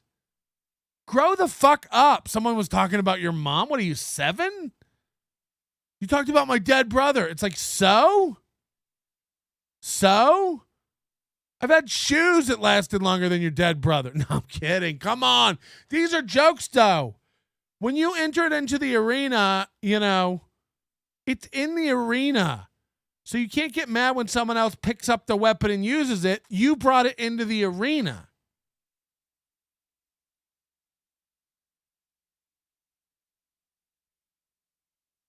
I don't know how, like, your brother died when he's 9 and you're the one who's hurt the most by it. It's like, think how your brother feels.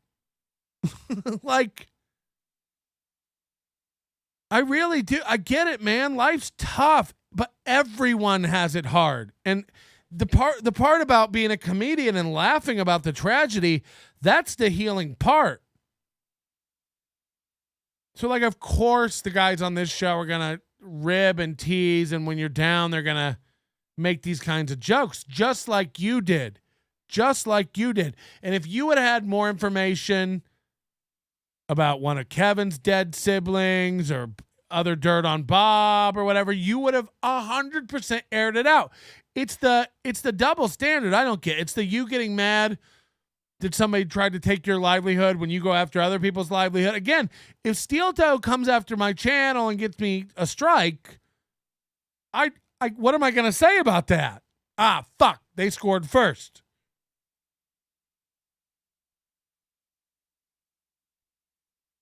I'd be such a fucking disingenuous pussy to sit here and go, oh, they can't. Oh, you striking me?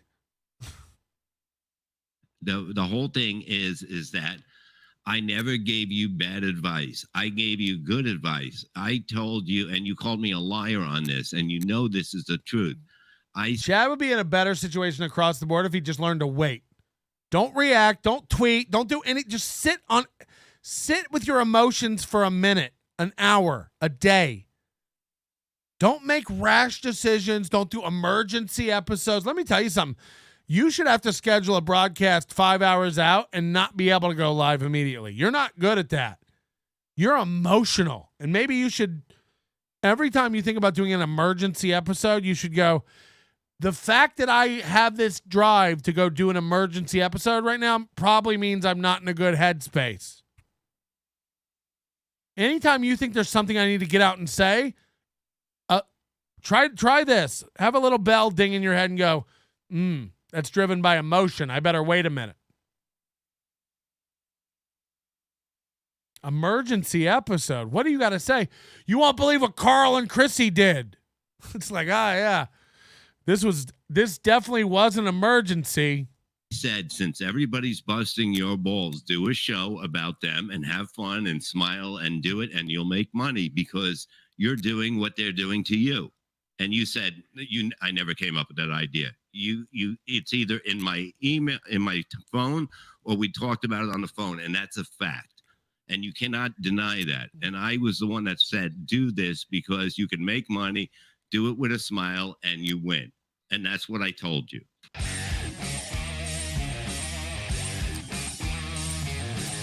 So that's clip 1 of 3.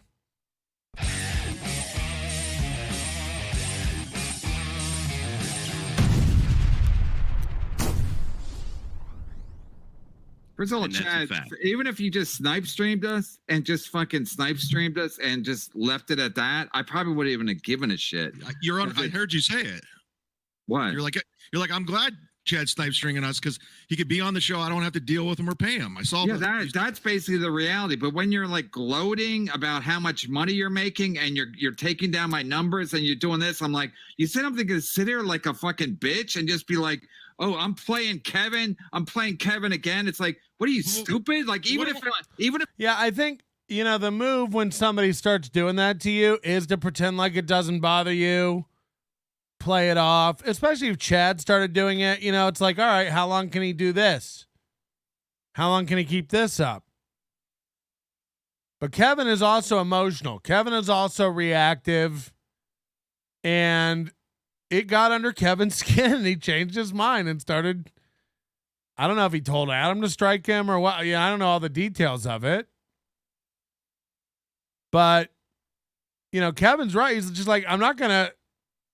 I probably wouldn't either if you're sniping my whole show for a month. I don't know. If Why would you email me? Like, even talk if to me. even if I was Tom Papa, I would still have a fucking reaction to it. But you think Kevin Brennan is not? But I think the main problem was him leaving it up afterwards. It's like, so now you're giving away Kevin's content. Like, once you give it away or you're reselling Kevin's shows, people are like, oh, I can cancel my MLC Patreon and just sign up for Chad's and watch both shows. It's like, that's when it gets like, okay. Not gonna have a reaction to that where I just gonna go, just shut it the fuck down. It's like, you're so stupid. You're just fucking stupid. Like, So nothing. You never leave well enough or no. You never just go like, yeah, we can all win. Like Ray DeVito does that. I told Ray DeVito, Ray, do a show every fucking night, MLC wrap up. He And should then be he's like, doing less shows. no, He but does he's actually like, Kevin, it's actually working. Yeah, no shit. I said it would work and it fucking worked. So you're like gloating and now you're like, oh, they're striking my channel. Even with Steel Toe, I always took it's like you never take the high road and you're a fucking What idiot. did I do with Steel Toe? At What did I some do? point- What did I do yeah. wrong with Steel Toe? It's crazy to be like, what did I do wrong with Steel Toe? It's like, you pounded your chest and told them they asked for this. They get the shark. They play with the Fat, his wife's fat mom, and I never showed a photo of her. I showed a photo of Shamu. I never showed an actual photo. No, it's even worse because you threaten to show photo. You say you're going to do it and don't. You know, there's not even anything wrong with showing April's fat mom. I don't even have anything against it. I just didn't for whatever reason. Like, I don't know. I do feel nicer lately. But like, you tease constantly they're going to show her fat mom and never do it. You tease that you're going to dox the potato and you don't do it. And by the way, we all knew you weren't going to do it. It's just sad. It's literally, you're a Mudshark with no teeth. You know it's becoming laughable. We all said, the minute you said you were going to dox the potato, we go, he's not going to dox the potato because he said he was gonna. If you were going to dox the potato, you would have done an emergency episode and just come out and done it. You know, an emotional hothead. No, you plan this. You're going to draw it out. You're going to use it. You're blackmailing a guy and bragging about it, talking about maybe I'll blackmail Carl too. You sound dumb.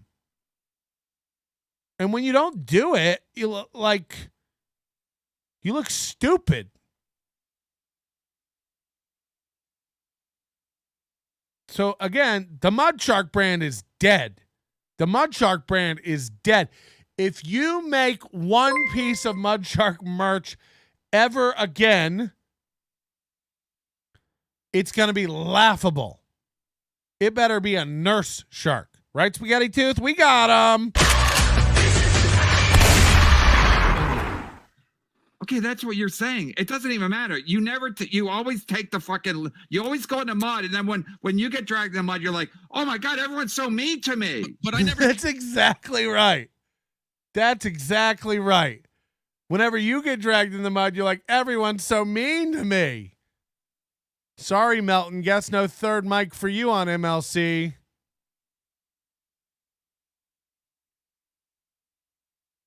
Struck your channel. I never said when I said. What would you strike it for?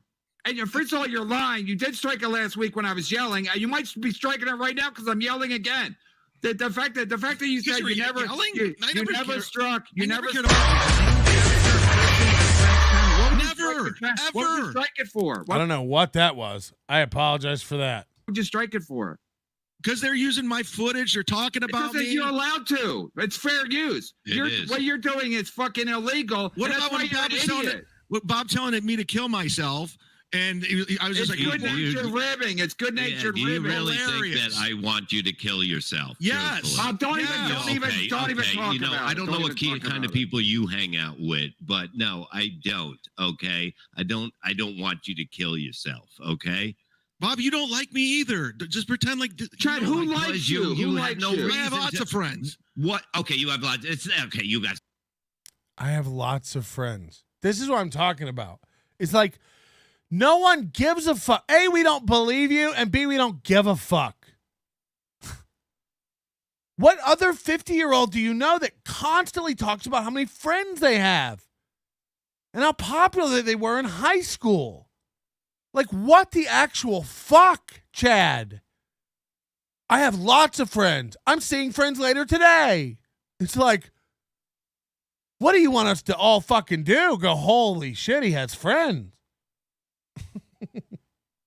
So many friends. Okay, but here's the I'm thing. hanging out with friends tonight. Okay, good Like, no one says that. No one says that. for you. You have Bring 'em on the friends. Oh my show. God. So you can do whatever you want. You know what I mean? You get mad at Gina for sticking up for her daughter like anybody would do. Okay. And instead of calling or something like that, That's fair, too. You know, Gina lashed out at Chad with one tweet a month ago on the day he talked about her daughter. That's all Gina did. Chad, to this day, keeps popping that tweet up on shows, showing that tweet. It's been a month. You're mad at Gina Levy? You attacked her daughter. Of course she's gonna. She hadn't said a word about you since. And you can't stop showing that tweet of her, calling her a monster and mean. It's like, fuck, man. you just fucking go off on the deep end of everything. You don't listen. You don't Because you sit guys and just think. You guys for just a trash second. me nonstop, and I'm like, I got to sit there and listen to lies that aren't true. And I mean, yes, it's called the internet.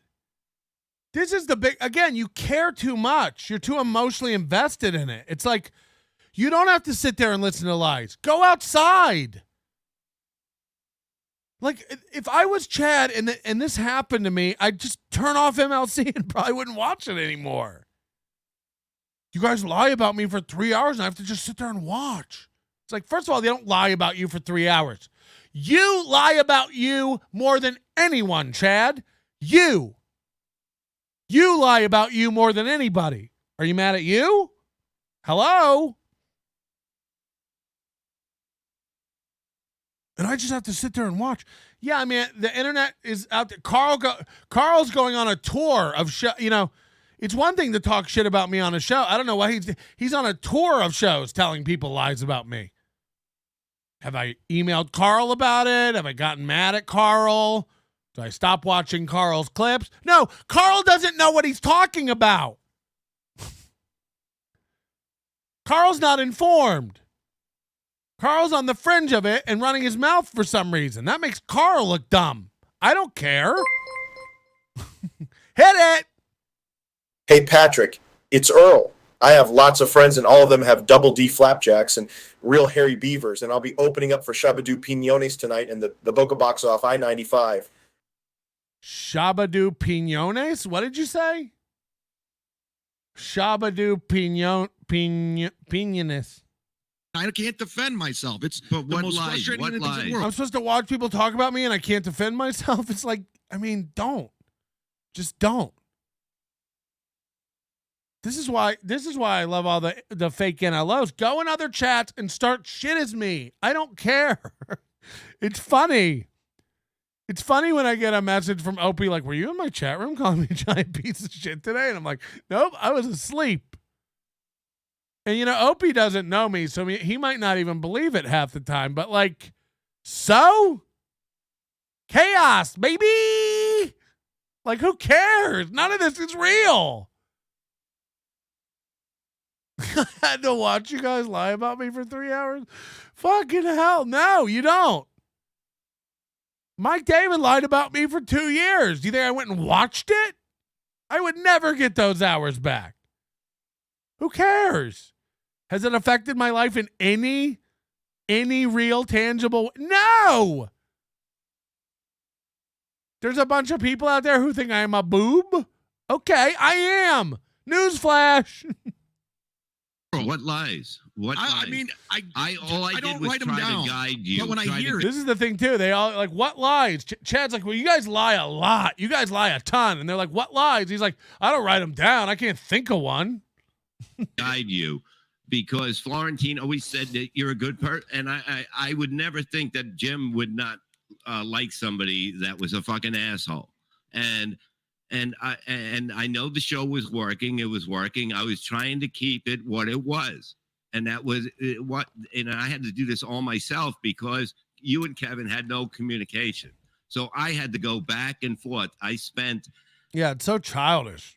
I do believe Bob, though. I think Bob was in good faith trying to help Chad stay on the show. Hours probably on the phone doing this shit to try to get it to work out. And you say I lied about everything. I didn't lie about everything. I told you exactly what to do and everything would be fine. Don't do anything. And you fucking never listened to me. Right. But you ended up getting kicked off the show too. I didn't. See, like, that's what Chad does. That's what Chad does. That right there. It was very subtle, but that's what just happened. You know, Chad goes, Bob, you lie about everything. And Bob goes, what did I lie about? You lied about your advice to me. He's like, no, I didn't. I told you don't do anything. Just wait. But you didn't. You started stream sniping and calling names and starting shit. And that's what blew it up. And then what does Chad do when confronted with that fact? Chad goes, yeah, well, you got kicked off the show too. It's like, Jesus Christ. Talk about a guy who doesn't want to confront any of the shit he's done wrong.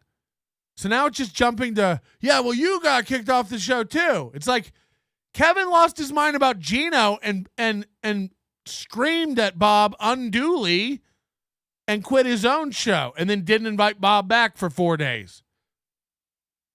Is that getting kicked off the show? No, to the contrary. Kevin left. Bob stayed on with Ski Mask and did a show. So, like, also, what does this have to do with Bob not lying to you? Oh, it's just a subject change? Got it. I didn't get kicked off the show. It's me. I'm the problem. I'm going to kick myself off my own fucking show. That is the point, though. Kevin gets mad at everybody every day. Give it a minute and then go back on in a week. You know? Like, that's the point. I mean, that seems to be just yell. I would get in a fight with Kevin every day. Just yell at him. Who cares? See you tomorrow. Seems to be the way to go. Never once did I give you bad advice. And I would never do that because I'm not going to play games with somebody. If I didn't want you on the show, I would have never fucking called you and said, look, this is what we have to do. Let me ask you this. After I work with Shule at Side Splitters, and he wanted me to come join the network, and Joe was going to produce, and then I get Gina misheard somebody, some weirdo on Twitter saying I'm talking shit about his daughter. I can answer anything. Go ahead. And next thing I know, I'm blocked by Shule, and they don't want to work with me. I'm like, I never said a fucking word, Chad. All right, I'll take your word for it. Fucking fact. I never said a fucking word. They came and said I'm not working with him. Boy, did they switch on a minute. Yeah, but Chad, they watch how you work. They watch how you treat people you work with. The same as me. This is when my hairs on my neck started standing up, and I was like, don't get too close to this guy. I mean, it's the same way with Kevin. I've said this in the beginning. Like, don't get too close. I'll go on a show and joke around with these guys. But don't get too close. They're not your friends. This isn't real life. Like, it isn't. Especially this circle. Kevin will give out my number. Kevin will give out all the information he has about me. It just, like, that's what he does. Watch what people do.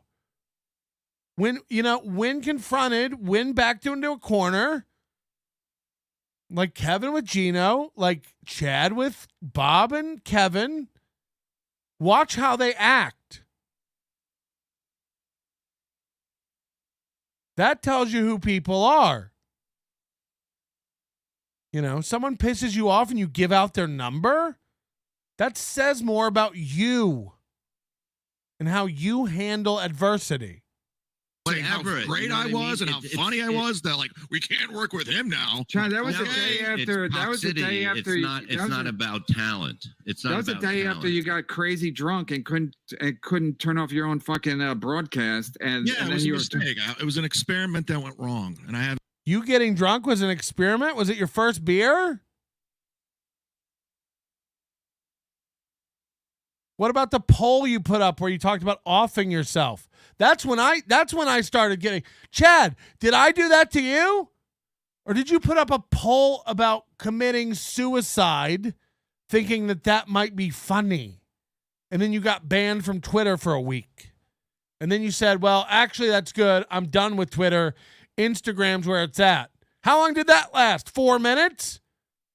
Maybe stop making grand statements. Again, this is my point. You look retarded all the time. I'm done with Twitter. I'm not going on Twitter again.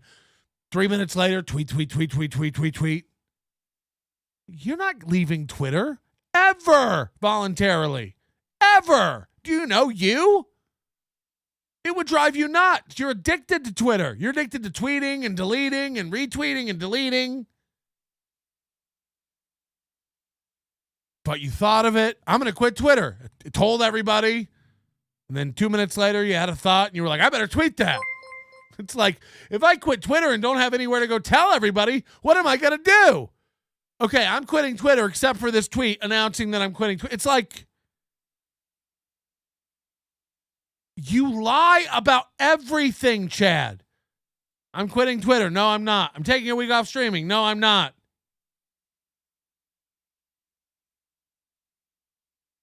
I know, I'm mean. I'm mean. I'm attacking you. I turned.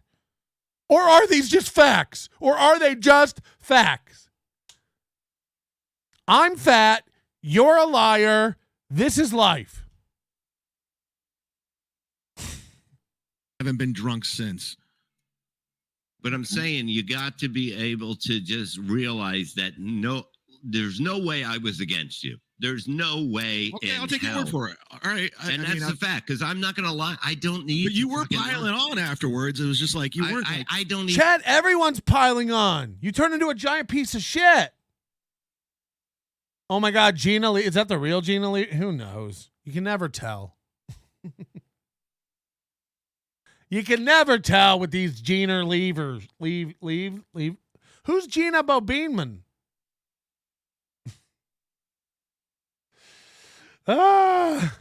Even know what happened afterwards or whatever, because you're doing shows and whatever. And I said, I think I texted you, even if you want to come back and do your thing, I'm still going to joke about you, but I'm not going to get crazy. And then you went. So, you know what I mean? That's what happens. But if you think somebody's a friend and they're talking deep shit about your family, you know what I mean? How do you deal with that? How do you deal with that as someone you know? It's not like I don't know you. You pride yourself on being a fucking Mudshark. I'm going in the mud, and then you're like, no, I never did that. It's like that's your that's your business model. You're a Mudshark. I take it right to the limit. Right to the limit. You take right it to the limit, but everybody else thinks you cross the line constantly. You said I started showing a house of steel. It wasn't even his house. You guys just run with it. You're like, oh, he's showing a run with it. You said it was his house. Yeah, I know. I said, but it was just I'm fucking around, even with the card. It is like Chad lies constantly and wants you to believe the lies he wants you to believe, and he wants you to know that the ones that he's like, yeah, guys, that wasn't his house. I was lying. Jesus, you know this. It's like he expects us to know the lies. He wants us to know are lies. But the lies he wants us to believe, like we're all supposed to believe he got punched by a kumiakuk. That was a lie, but we were supposed to believe it. But the lie about Steel Toe's house or doxing the potato, I was never going to do that. Come on. It's like, well, how do we know the plan? You know, how do we know the plan? Can't wait for the new show, Melton. What's the new show? Is there a new show coming? I would love to know. Mudshark and Melton in the mornings? Guy, I have all his information. I'm not going to dox him, but I'm going to pretend like I am because it's funny. Oh yeah, everyone's laughing. But I don't do it. Okay, we don't know what you're doing. We don't. You can't really go by what you're saying. Right. I didn't That's do my it. point. We don't. Nobody knows anything because you lies, like you said earlier, lies that aren't true. Or some lies true. Like at this point, I don't even know what the fuck is going on. Like you say one thing and then you're like, no, I never did this, I never did that, and you're telling people to to come fucking scare me. I'm getting DMs. Chad said on his fucking in his chat room, go up to Kevin and don't hurt him, but scare him. I never said that. Okay, I don't know. That's because your problem is you read anything. Someone will email you. You're like, that's it. What's wrong with it? No, I read everything, but I go, oh, that's interesting. That's a everything. And I listen to nobody. I listen to nothing that people send me. So I should just take advice from who? I should just read tweets from who? I read everything and I take everything with a grain of salt. But I know you're a piece of shit. That's your business model. You and I have hung out. This one's crazy. We've hung out. We've gone out to dinner. We've gone to the PlayStation, the play park to get hats, and I picked you up from the airport. That's gay. We went and bought hats together. What? Hold on. No, but they hung out. We've hung out. We've gone out to dinner. We've gone to the PlayStation, the play park to get hats, and we went to the play park to get hats. Kevin, how could you do this to me? We bought hats together. I don't know why that's funny. It's just funny. I picked you up from the airport. That's gay. Hold on. I picked you up from the airport. We're clearly broad brothers. We've been to JFK together. Scissor my dick. Don't scissor. Ow. Fuck. I didn't think about that before I said it. No, but, like we've hung out and we've had lunch, but we've always got along. We got along. We just keeps mentioning lunches. We ate lunch together. You had the Caesar salad. I had the chicken sandwich. Remember? The hats, Kevin. Think of the hats. Do you still have yours? I still have mine. We bought hats. This isn't how hat brothers treat each other.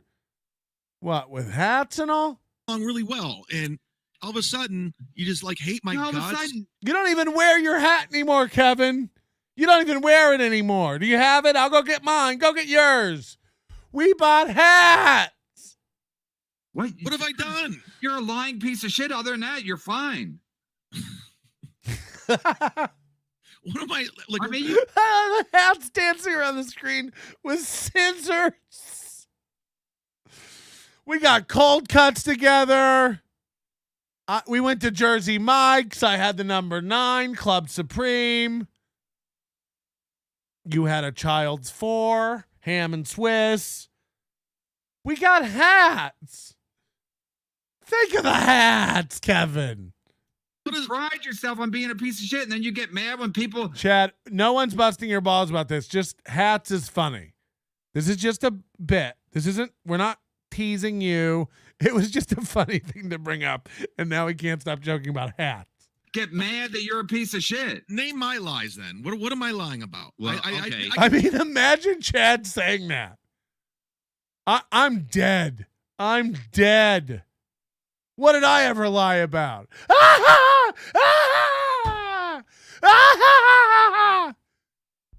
My printer's out of paper. I couldn't possibly. I need to go get toner to make a list. That's my lies. I just want to say you have an 83-page fucking rap sheet. That's a lie. That's a lie. It's not 83 pages. That's the part this is what's funny. It's like that's the part he'll contend. It's not 83 pages. It's 27.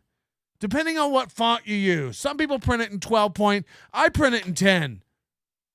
You know, grow up. It's not 83 pages. That's a lie. 83 pages, 37 credit cards. Those You're are right. lies. It was actually 86 pages. I did lie. So the point is 60% of it's traffic because I didn't have fucking tags or Again, like that's not a good defense. 60% of it's just traffic. The other 40%, that's the stalking and larceny. Only 40% of it is stalking, trying to get someone to off themselves, credit card theft. Only 40% of it's that. Grow up. Had one headlight. The thing is, you said I lied nobody about knows. what Nobody I told knows. you. Nobody knows what's actually happening except you. So I'm telling you what happened. You don't, Chad. You don't. You've given us 9 stories about this black guy. We still don't know the truth, and you know we don't know the truth.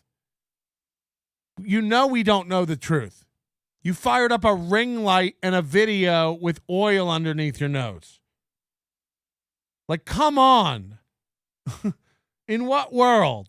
You guys just run with I your don't give a theories. shit. Nobody, Okay, but anybody who nobody's has running with it. anybody It doesn't We matter. run with what you give. I mean, people run with what they're given. Change my day, whether you did or not, of how I feel. You know what I mean? I don't judge people by shit like that. But you were saying everything I did was a lie, and I don't fucking do that shit. Kevin, no, nobody's gonna stab him in the back when I'm around. It's just not gonna happen. I don't allow that. Levy genuinely tried to help you, so I don't know. I I don't know did, why and you I did turned a on lot Levy. of I could time see. I fucking could on see the you phone. turn. Me too. And Kevin told him that too. It's like Chad doesn't believe it, but like everyone's in his corner trying to help him while Chad shits all over the people trying to help him. Chad to this day will never believe I tried to help him. Chad to this day thinks Bob was fucking him over. It's like, what do we get? We're not jealous of Chad, so we're not worried about you. Chad tries to hold other people down when he's jealous of them. I don't know what it is. Chad's somehow jealous of Ray, like he is. I don't know what exactly he's jealous of, but I know that anger, that amount of like, you see it constantly with I knew Ryan Dalton longer than you. I knew Melton longer than you, Ray. I knew Ray longer than Melton. Like, he doesn't like it when like two of his friends hit it off. Like, oh, you and Kevin are best friends now. It's like, what? Kevin's weird as fuck. I don't know what's going on half the time I'm even talking to him. Doesn't mean I can't like get along and figure out a communication path. He wants to make some money and have good shows. I like to make good money and have good shows. God forbid we talk and figure it out and work together. Same with Levy. I got to call Levy about merch probably tomorrow. You know, am I a piece of shit for dealing with Levy? Or is it just like, I don't know. Levy's never been, Levy was a little sketchy to me with the Butch Bradley thing years ago. But Levy doesn't owe me. My fights aren't Levy's fights. Chad does this thing where it's like, I have a problem with Kevin and Levy's getting along with Kevin, so fuck Levy. It's like, everybody just talk. Just talk it out. Because it goes away in minutes. You know, again, they were all laughing and back to their normal roles within an hour of this show. It's just like, if you'd all just get on the phone and put your pride aside and talk. Turning on me, but you turning on Levy, it's just Well, I just saw how he was afterwards because I thought how he was. He didn't do a fucking thing. Right. you want me to go to the tapes? Pull What them up. tape? Like The a- Watergate It's tape? like, what does that mean, Chad? You do this all the time. It's like, do you want to go to the tapes? Pull them up. Who are you talking to? Adam? Adam's supposed to pull up a tape that you're thinking of based on saying pull up the tapes? Like Adam's sitting on an archive and can immediately punch up Minority Report style. Also, you're imagining something. It didn't even happen. There is no tape of it. Bob telling you to constantly off yourself. We're waiting on the tape. You said you had the tapes. You said you had the clips. You told everybody to go strike his channel for saying it. It doesn't exist. Not to this day, I have yet to see a video clip of Bob Levy telling you to yourself. I've yet to see it. Where is it? You were going to mail it to me. You keep saying it. Where is it? You're lying to yourself. He never said that, hurt boy. And everyone who calls you a liar about that, you block and you like they're not your friends and they turned on you. No, we're shaking you and telling you that you're sick. You're sick. No one told you to do that. Stop lying to yourself. What do you get out of that? But I know we're all enemies. We all turned. Grow up. Fucking 50 years old. You What did I talking do? shit? I'm a piece of shit. I'm garbage. I'm a Yeah, after nobody. you attacked his You're on fans. Legion of Skank saying, "Oh, he's never funny. That dude sucks." All this and So? You said the same about Bob. You said the same about Kevin. You were all mad at each other. And it worked. Look how angry you are. Every little fucking thing they did to needle you, it got to you. It worked. And you tried to do the same back to them. Grow up. and then you're sitting there. Didn't you go pimp your daughter out on Legion of Skanks to Lucia Gomez? Here's another thing. What he didn't understand either. They brought up her thing, and it was already out. She was on vacation in Florida, Disney World. We didn't want her to see anything at the beginning, and we shouldn't have reacted. And she makes more money than all of us combined. I know that. Nobody cared. Like, that's what I'm saying. We didn't care. We just didn't want her to think that something crazy was going on because of that. And then by the time she got home, everything was fine. She's like, I don't care. I don't care. Why did you come after me so hard? I didn't do anything that because bad. That was when she was on vacation. Like, it was just fucking, you know what I mean? It was brutal. Well, that's where it escalated. That's where it escalated. Because, and also because you were Bob's friend. And that's Lewis's whole thing. If Bob goes on Legion of Skanks and wants to out it all, look, he didn't want to do it. You could see it on his face. And it just got done. It was handled poorly, I think, by all those guys. This didn't go well, but this is not the biggest thing. And Chad, you're the one who escalated that. You're the one who launched that whole attack and escalated that whole thing.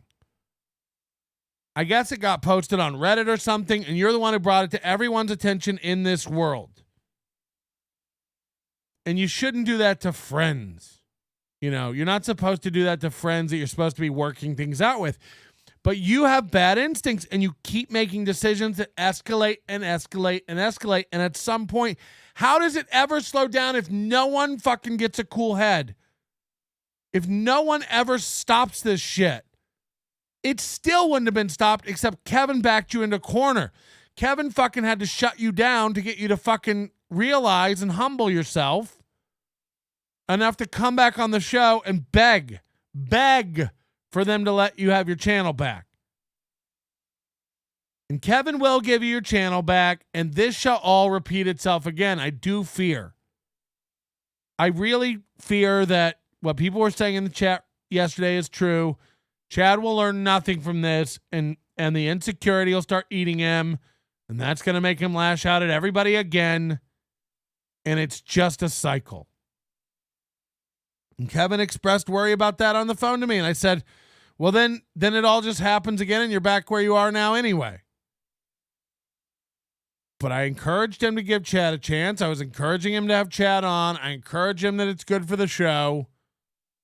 There is a dynamic here that works. It is worth something. Chad does add value. And look, part of the value is conflict. Part of the value is ribbing Chad. You are the guy they're going to poke and get laughs out of. You are the guy that chat's going to pile on.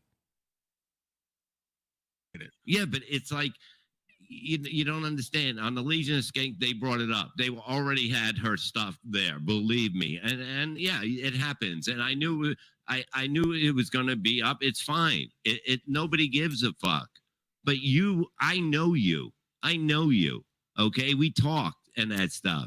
You don't see that's the difference. That's the difference. If I started bringing up Gina Levy's daughter stuff and stuff on this show, it's like, I don't know, they probably wouldn't like it. Or if I, started being disrespectful and zooming in on her clit, they probably wouldn't like it. But Gina Levy doesn't know me. I doubt she's going to be personally hurt. Bob might message me and go like, what the fuck, man? But I wouldn't do that because, like, I'm not even friends with them. I wouldn't even call myself friends with them, but it's like, why would I do that to somebody who's like been nice to me and, giving me airtime and stuff? I'm not dumb. If I go on MLC, it does help me out a little bit. Of course. I'm not dumb. So it is different than when Lewis and Jay and Dave do it to an audience of strangers. It's like, what is Bob going to do? If he fights that in that moment, it becomes a bigger thing. That's just how it works. Patrick complains he only gets 30% profit on his merch, whilst profits more from super chats. Patrick, your behavior is so sophomoric and utterly narcissistic and unsufferable. What does that mean? That doesn't even make sense.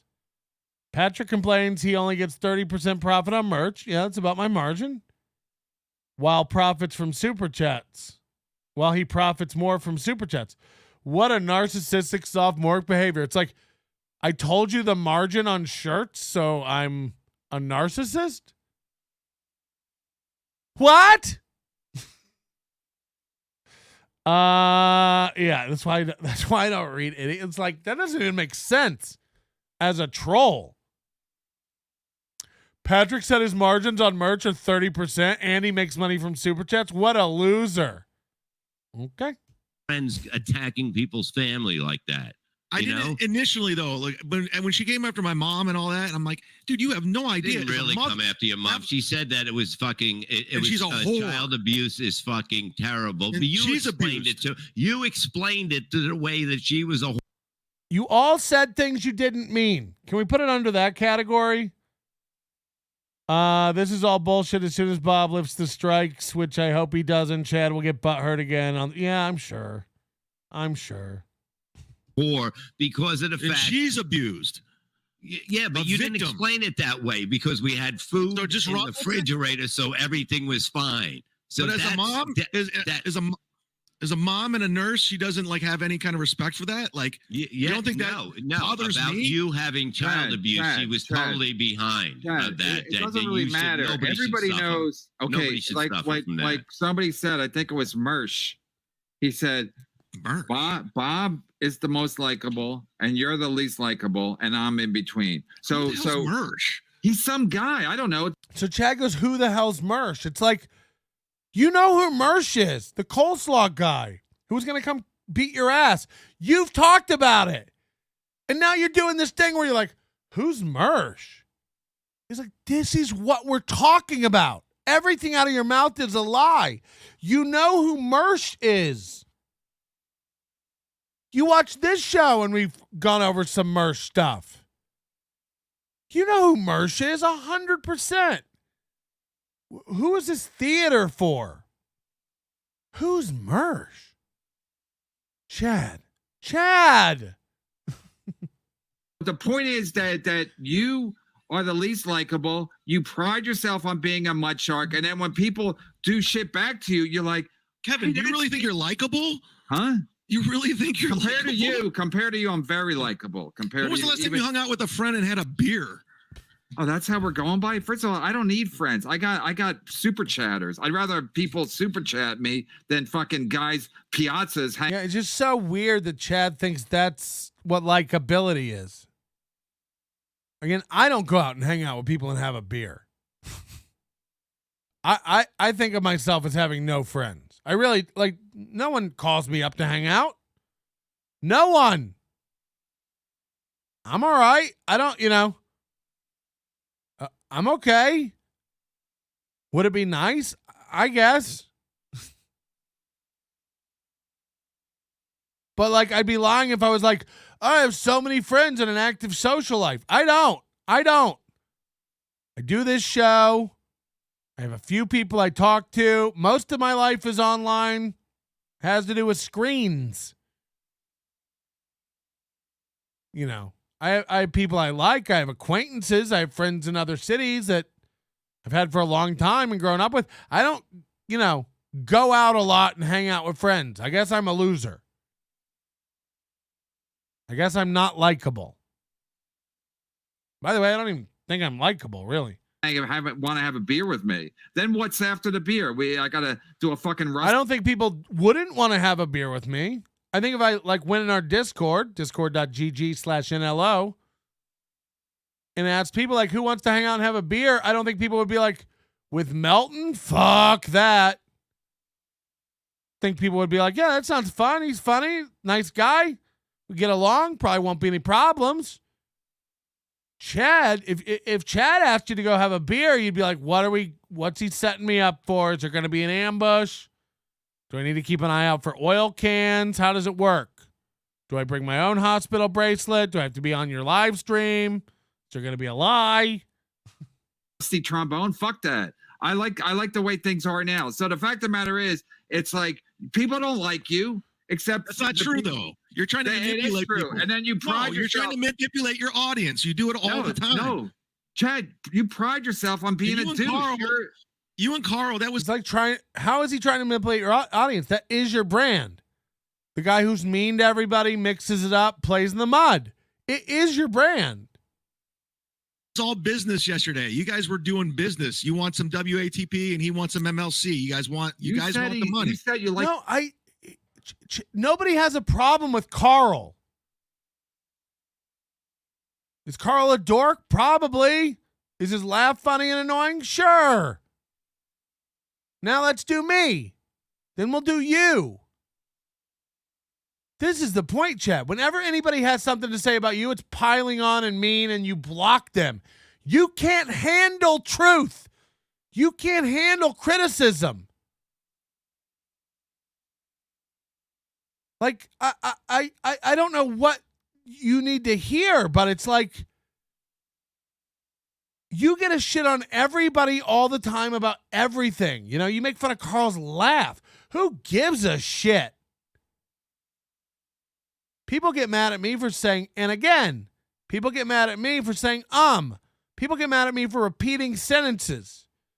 Sorry, it's my affectation. It's how I speak. I'm 50 years old. I'm not going to change now. Maybe tune out. You know, who's mentally ill? The person who watches a show every day and hates it? Or the guy who does a show every day and does something you don't like? Which one of those people has a problem? Like his band. No, I said he's a good guitar player. Same thing. You've been talking shit about the guy forever, and now you like his band. So what is that? That's not business? Even Carl was shocked. Carl's like, what's going on? Right, so what do you want from me? Like at this point, like I'm just. I was waiting for this. You know, only idiots live in the past and keep rehashing the past and going around and around. A smart person goes, how do we resolve this? What's a path to compromise? Is there a resolution that we could somehow reach? How do we move forward? So finally, we're getting to that. Okay. Asking nicely to remove the strikes. That's all I'm asking. It's like Chad, but Chad really doesn't understand this.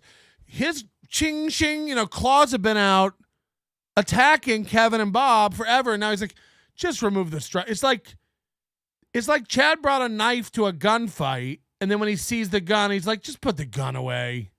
It's like, no. I think Kevin is probably going to give him his channel back. I actually tuned out. It got so repetitive that I turned this off.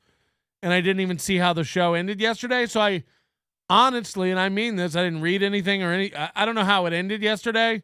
Is Kevin going to take down the strikes? Did they agree to some sort of compromise? And I'll leave you alone. It's on record. I won't bother you. I won't talk shit. It's up to Gina Levy. I don't control the timeline. That's funny. Don't do that. I mean, it's just like I just don't want to lose my page. That's all I'm asking. And no, I understand that too. And if I was a scumbag, I would say fuck. And again, this is from a guy who prepared a graphic and told people to go report Kevin's channel. Yeah, I said report, not strike. It's the same thing, Chad. It's the same thing. Stupid or liar? Do you really think it's something different? Because then you're stupid, or are you lying? I never told anybody to strike anybody's channel. Okay. Okay? I'm not. I am. And fuck you. No, I'm not. I'm a scumbag. Shit. What did I just do? Shit, listen to that. But you got to understand. At some point, you got to go. Whoa. We're not playing I got more friends than you. You pride yourself. Like when something happens to me, I'm not like, I'm such a great guy. Why does shit happen to me? I'm like, okay, I'm a bit of a dick.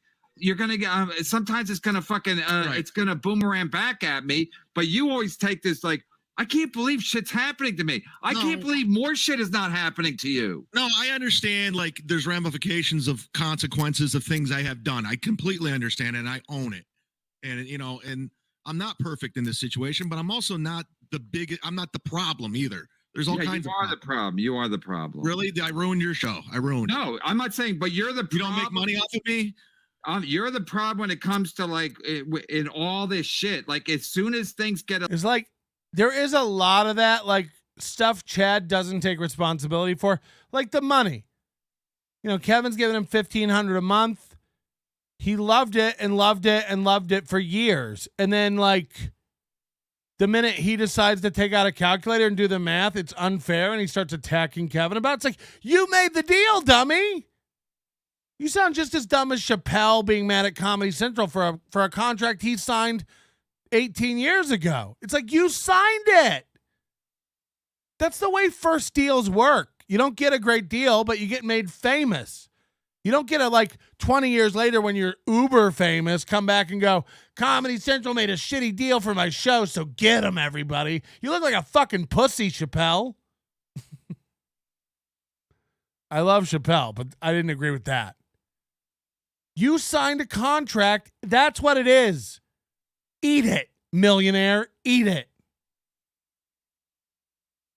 No, he woke bullied Comedy Central into giving him more money and then Netflix into pulling it off until they gave him more money. It's like, gross. You signed the bad deal.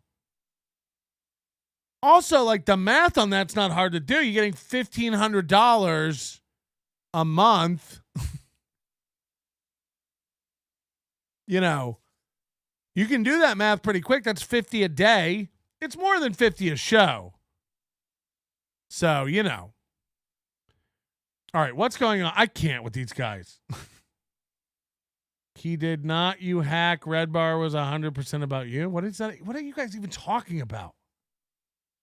Okay, I can't. Nick Gurr is hold on. You don't know the details of Chappelle's deals? Shut the fuck. I know what Chappelle said. Okay, Nick Gurr is Fatty Mel. He's gone. We just got we can't have like guys just trolling all day. It just can't, it's not productive. Nick Gurr is Fatty Mel. He's gone. And the other guy, where's the other guy who just can't shut up? It's just annoying. It's just like, I'm trying to read my chat and you guys just repeating Red Bar stuff. It's like, go watch Red Bar if he's so great. Oh, wait, he's not on. It's fine, but just go watch that. You're allowed to watch other stuff. Do you think I'm mad that you like Red Bar? Go like Red Bar. And I don't even know what this comment means. No. He did not, you hack. Red Bar was about you. It's like, what? I just can't. It's getting to the point where I can't even read my own chat because you guys just repeating garbage. Fatty Melt is a con. He has 900 names, though. He just keeps making new names. And by the way, keeps buying memberships on them all. So, like, it takes a lot for me to kick you out of my chat. But, like, when I look over and you're just, like, constantly scrolling garbage, it's like, okay. A Ghost to Mr. P, I think, is a guy we got to let go. Well, I'm going to do this once because I never do this. Let's just scroll through and see. Ghost of Mr. P doesn't look like... I think that's Fatty Melt also, by the way. Ghost of Mr. P, just knock it off with the all caps on everything, okay? I don't care about you having... I don't even care about guys hating me. The other guy, like whoever the other guy writing, Clubfoot Carl. My reading and comprehension skills are below third grade level. Sure. You know, by the way, I'll take that. In the universe of the Shuley Network and MLC and Chad Zumock and Ray. Yeah, you're right. Put me up against those guys and I can't read. I can't comprehend. So I don't have a problem with that stuff. Say I'm dumb, say I can't read. It's the spamming. When you like say the same thing over and over and over again and you're clogging up the chat, it's too much. You're allowed to think I'm dumb. Mr. P, just knock it off with the all, like, you don't have to, everything doesn't have to be in all caps. I'm not even looking over at it. So you're not going to get my attention either way. You did say yesterday that she only banned people that continue. Yeah, I mean, I don't like to ban. Like, let everybody have an opinion. Again, the internet is full of men who don't like me. That's allowed. That is allowed. So you're allowed to say I'm a piece of shit or I don't have reading skills. That's 100% allowed. a little bit awkward with the business part of it. You go like, fuck everybody, I'm gonna do this. And then, like I said, if you just would have kept your mouth shut. But you think I enjoy watching you fucking snipe stream me, then bragging. Nick, the one we banned though, that guy Nick Gurr, that's Fatty Melt. He's the one who thinks he's like getting me all the time with Opie. It's like, again, Opie doesn't think you're me or that I'm doing something to him. Like, it's not like, hi Patrick. Hi Patrick's lawyer. Oh God. Oh, Nice is here. I've really neglected the chat today. I apologize, guys. It's been so much. I thought we'd get to other stuff today too, and we're probably not gonna. And Chad's gonna be even more. I imagine Chad's taking out phones in my name and getting me new numbers and blocking them. About how much you're making and how you're fucking killing me and you're taking my numbers away and all the shit you did. I'm like, is this guy stupid? I'm watching 3.5 hours of people talk about me on your show. So what do you expect me to do? So what do you expect me to do? Turn it off and get some sun. Talking about me on your show. They're talking about me. Yeah, and they're shitting on me on your show. Kick the pores out. No, we did members only yesterday, so I'm not trying to we're letting everybody in today. We just don't allow you to just constantly like hit one key on the piano over and over again. It's like, all right, we all heard you. We all heard you and it didn't do anything. Next. Hi Patrick. Hi Patrick's dead mom. See, that's funny. Hi, Patrick. Hi, Patrick's dead mom. I actually like that. And hi to Chad's dead brother and Granny in hell. Why is his Granny in hell? Hey, why are you typing in all caps, Mr. P? You got to knock it off. It's annoying. For those of us who want a grill but do not have the time for smoking, what is the best option? A pellet grill. A pellet grill. I really recommend them. And I like the Pit Boss because it's got the sear plate. Go watch the Smoke Show. It's available for members on the Overdose Light level of the program. And if you don't want to join the Overdose Light level, get the full Overdose over at nobodylikesonions.com/overdose today. And while you're over there, pick yourself up something nice. Did you see these hats? See these black and white hats? Grab one. I suggest you get a black one for your dead mom at her funeral or a white one for your OnlyFans loving daughter. Gina Levy, how much for me to send your daughter a hat and have her wear it in one of her photos? That's what I want. That'd be hot. That'd be hot. That's the thing you should have done. You should have been sending Paige a Mudshark hat. You know, I don't even know this daughter. I don't even know. Honestly, Ariana Grande, Nachos Grande. But you got to send that girl. She's got 17 million TikTok Chinamen jerking off to her or whatever. Like, send that girl a hat. What do we have to do to get Gina Levy's daughter a hat? Get her a hat. Get her a hat. I want to be a sponsor. She probably gets, if she's got that many followers, she probably gets big bucks to get people. You know, those influencers, they get big dollars to have people wear their merch. Show. So it's the same fucking thing. But you think I'm just going to sit there? Like, you think I'm fucking stupid? I'd look like a fucking bitch if I just sat there. No, you wouldn't, Chad. You can't control what other people do. It's like, if it's just like this show, Chad. Are you a bitch for sitting there while I do this show? No, you can't control it. You can't control what I say about you. I guess you could go live and snipe stream me. You know? Okay. Does that make anything I'm saying less valid? I just wouldn't want, like, if you don't, you know, the thing is, everyone's just telling you the truth. You don't like it. You just don't like it. How would you look like a bitch? You're snipe streaming me. Not anymore. And now look, you're like, I didn't even put a strike on So mad about it. Not anymore, because you won't let me. Steel Toe. You were in no position to put a strike on anybody because they didn't do anything. but I still don't go after their stuff because they're like Because you have nothing to go at them with. No, Stuttering John went after Carl and struck his stuff, and he had a Okay, yeah, he was using his stuff all the time.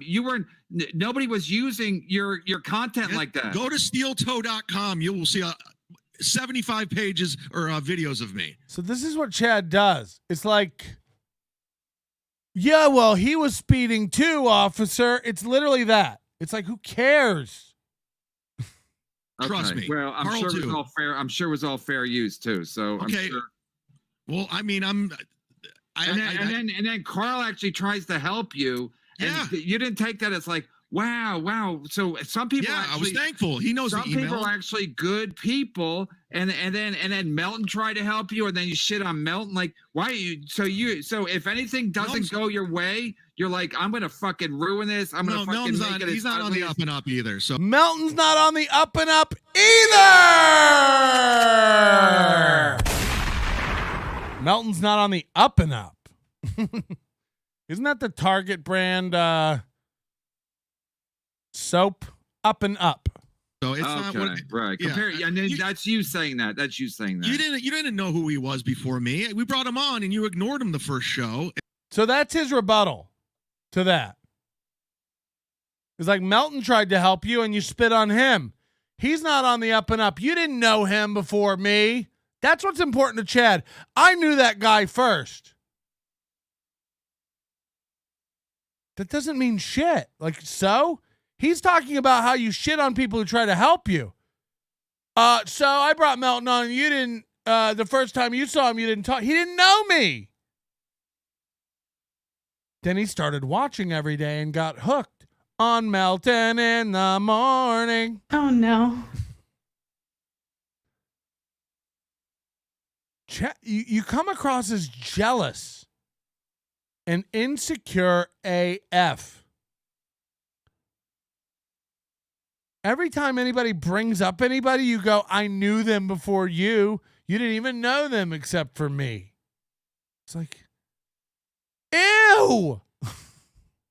And now you guys are best friends. I'm like, okay, Right, cool. right. See? Your butt hurt. You're insecure. You talking this way about a guy who's done nothing but try to get you back on MLC for a month. Every time I have an opportunity to talk to Kevin, I try to get you back in there. I tell you to de-escalate. I tell you to take it easy. I told you to pivot and figure out another plan. You were like, I have no choice. I got to do this. And I like for the rest of your life, you're just going to stream Kevin. He's like, I don't have a choice. I got to. And I was like, it just like de-escalate it. And your answer to that is this guy's not on the up and up. Because I tell you hard truths. Because I told you you're not in demand by comedy clubs, so I'm an asshole. Show me the offers. You know what? Where's facts come into any of this? Just because they hurt? Listen to Lizzo. Truth hurts.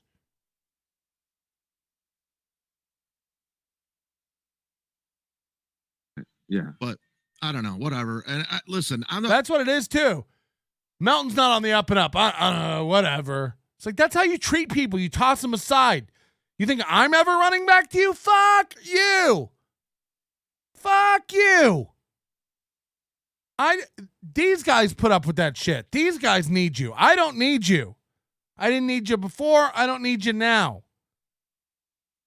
I don't need fair weather fucking friends. I don't need people who like you when they're on good terms with you and don't like you when you tell them something they need to hear. Bob Levy tried to give you good advice, you turned on him. I tried to give you good advice, you turned on me. You talked mad shit about Levy, you talked mad shit about me. He'll take you back. I have no desire to. I don't give a fuck. By the way, someone in the chat room yesterday during MLC apropos of nothing. They weren't talking about me. They weren't talking about Melton, NLO, none of that. Out of nowhere, somebody in that chat room wrote, Patrick is diarrheaing in his poor toilet right now. Melton is diarrheaing in his poor toilet right now. And I was like, wow. And I pulled up my pants and wiped. Melton is diarrheaing in his poor toilet right now. And by the way, now that Bob and Kevin are back, and, you know, I get along with both of those guys, and I get along with Shuley, and I got along with you. And you remember we were going to try to put this Vegas thing together, and even when you had the falling out of MLC, you were like, fuck it, we'll do it on our own. That was all possible. And now if we throw it, guess who's not invited? The guy who can't get along with anybody. It's like literally people go like, I won't come if Chad's there. So it's like you turn on people quick. It's the same thing I was saying earlier. You make bad decisions and you don't wait. You act quickly. Bob told you sit tight for a day and you were like, nah, dog, emergency episode. I got to start screaming. Streaming. Screaming and streaming. Stream. Any problems, but you're never going to change your mind. Okay, say you didn't have the strikes. What if you would continue what you're doing? No, I'm going to do my own stuff. I mean, I'm not going to. Didn't I tell you that? Didn't I tell you that too? Do your own thing. I don't bring in an audience. What's your own thing?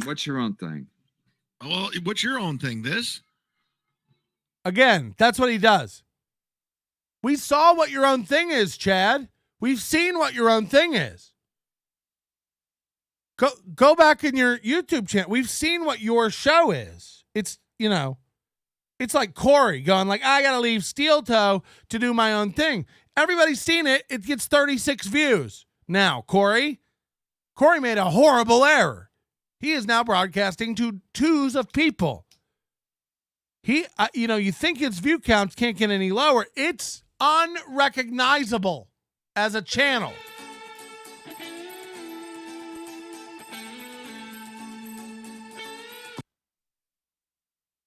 I mean, look at this. Look what Corey did for his career. How about the Vikings, huh? First of all, stand-up clip from 5 years ago. Still, let's go to videos. 20 views 7 hours ago. 39 views. 59 views 5 days ago. 33 views 5 days ago. 54 views 5 days ago. 26 views 5 days ago. 35 views 5 days ago. 106 views 2 weeks ago. 150 views 5 days ago. How's it going for Corey? Corey quit Steel Toe and goes, I got ideas. I got a show up here. Steel Toe won't let me do it. I got to go out on my own and show the world what's in Corey's brain. He showed us and we all went, no thanks. You know, Corey makes Steel Toe look like a goddamn genius. Steel Toe's laughing that Corey wrote him off. Again, Mondays with Mazer and Tuesdays with Tyler and Kumia's Cox get 100 live viewers. And when I say 100, 130, 150. On a Sunday, maybe 170. They're not coming for Chad and Chad's wonderful world of creations and funny. They're not coming for that. They're not. I mean, this is not meant to be mean. It's mean to tell you so that you can change and adjust. MLC, you get 400 people. Somehow in your brain, you've let the trolls convince you they're there for you and they're fans, and they're not. They're laughing at you. They're fucking with you. The same way you watch them do to Steel Toe and Corey, they're doing it to you, and you buy it. Somebody writes you're funnier than all these people combined, and you put it up on the screen and go, yeah, I know, right? It's like, they're fucking with you, Chad. They're fucking with you like they fuck with Ray. The difference is you believe the hype and build yourself up. They're like, I am valuable. They're donating to you to make KB upset and rant. That's why you get money on that show.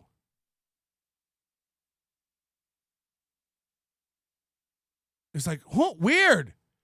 You have 4,000 YouTube subscribers, and you have a new channel where you can't hit 1,000 new subscribers, and on your other shows you get 130 views, and you have 150, 170 Patreons. Do the math. They're not. If I had 170 Patreons, I'd blow my brains out. How do I pay rent? And I don't even have a $3 level.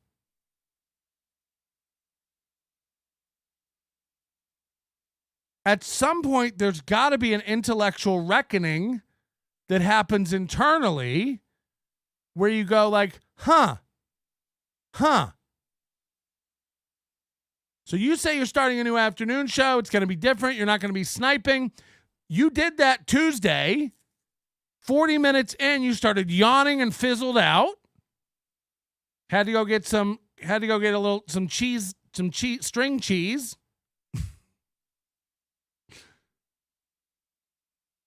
So we're all waiting. We're all waiting on the new show with the new concept, with the new, if it's anything like Mondays with Miser and Tuesdays with Timmy. We're all waiting for the new afternoon show that will go head to head with MLC, but never mention MLC. We're all waiting. And when questioned about it, so what's your new show going to be? Your answer to Kevin is, what's this show? What is this? What is this show even? It's like, great way to be juvenile about everything. It's like, that's what you do with everything. Well, you did, and you don't have your dates up. It's like, Kevin's not pretending to do dates. Kevin's not pretending to be a headliner anymore. Kevin's let it go. He's embraced the janitor lifestyle. He's jingling keys. He's wearing headsets, selling Time Life books. You know, whatever the joke is you want to do, doling out the curly fries at Arby's, all the jokes.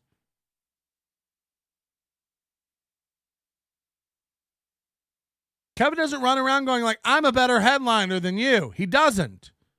You run around pretending to be this successful working comic. You aren't. That isn't mean, Chad. It just is. No one's booking Chad. No one. I don't know how he got the dry bar, frankly. It's 28 minutes of a guy begging for applause. Be real.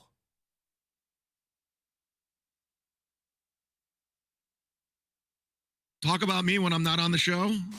Dude, I don't have a business model. The show is that show today. Yesterday I had Carl on.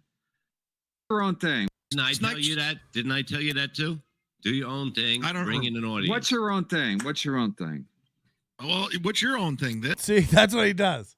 That's what he does. It's okay to just go, I don't have an idea. I can't do it, you know.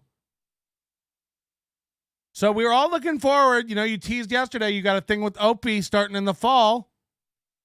This is the problem, too. Again, you announce everything without thinking it through or really having a plan. All right, well, you announced it. You're starting a new thing in the fall with Opie and maybe some other guys. You said it yesterday, so we're all going to be waiting around.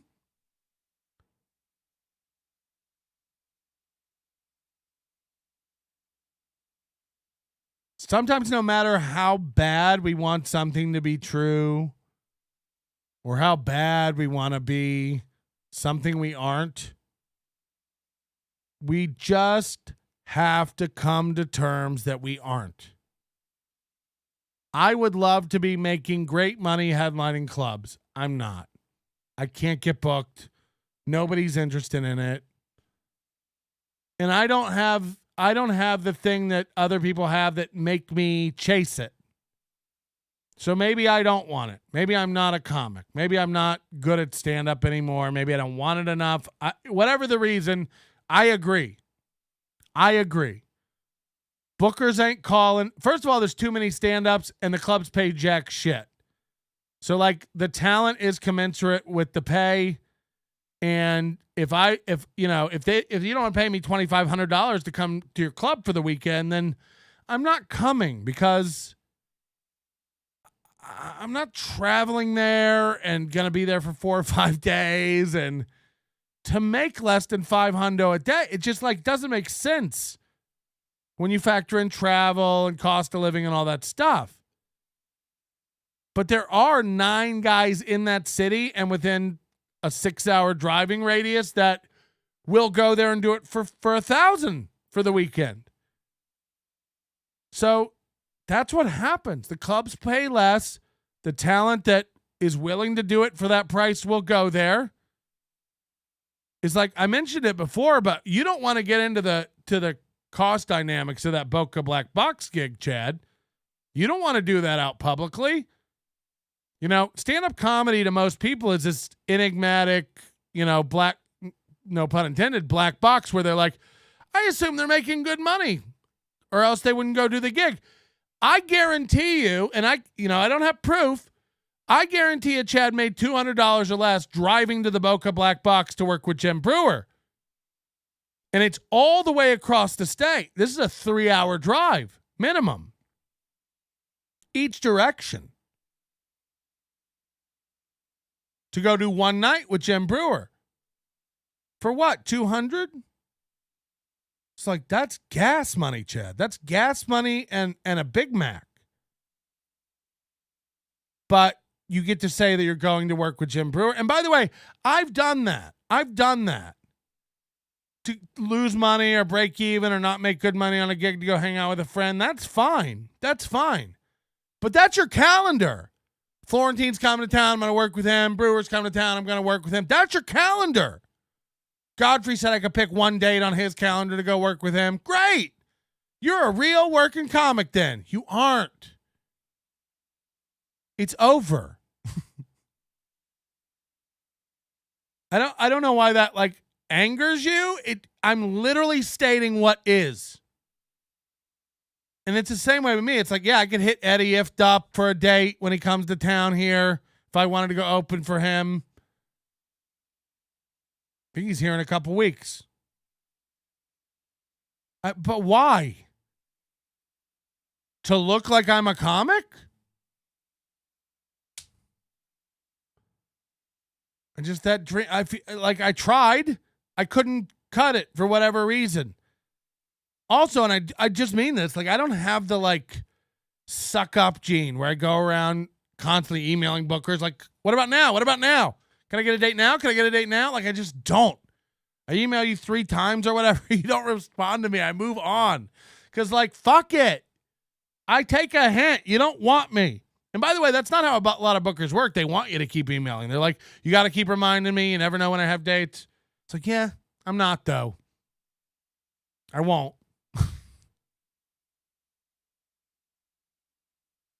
And if you're just honest about it, it's so freeing. And nobody can make fun of me or make me feel bad about any of this.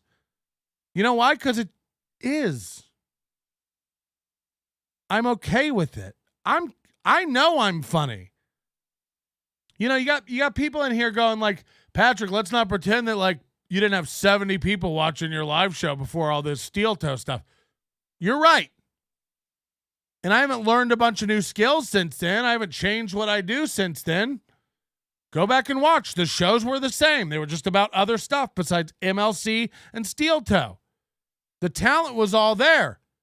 Now I got some new eyeballs on it, and they're like, yeah, we like Melton, and they're watching it. That's just organic growth. I can't help it. I can't make these 378 people stop watching me right now. Beat it.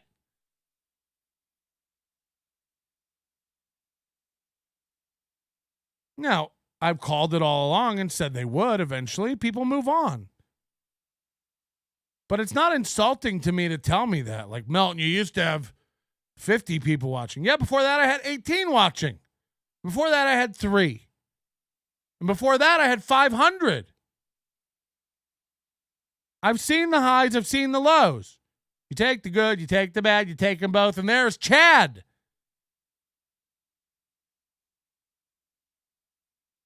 So, what is should never upset you. Facts should never be disheartening. You used to have 50 viewers, Patrick. Yeah. Now I got 350. What about it? What if in 4 months I have 750 and people go, you used to have 350 viewers? Like, okay. I guess I'm losing? People will try to make you feel bad about yourself, Chad. People will hate. People will lump on insults. That's what people do. You've conflated that with people who tell you the truth. You think people who are telling you the truth aren't your friends? You need a friend who will tell you the truth. Unfortunately, you block those people. Every once in a while, somebody says something to me and I go, you know what? You're fucking right. I fucked up there. That was bad. Or you know what? I'm not doing the correct thing. Or you know what? I am a little jaded about that. Keeps you humble. Keeps you real.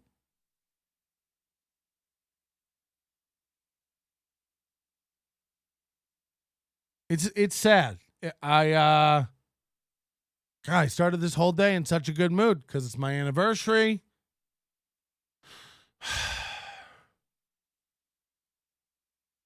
But I like Chad. I really don't wish him anything bad, but I don't know. I can't get through. Imagine me trying to be close friends with Chad. I just can't. You can't.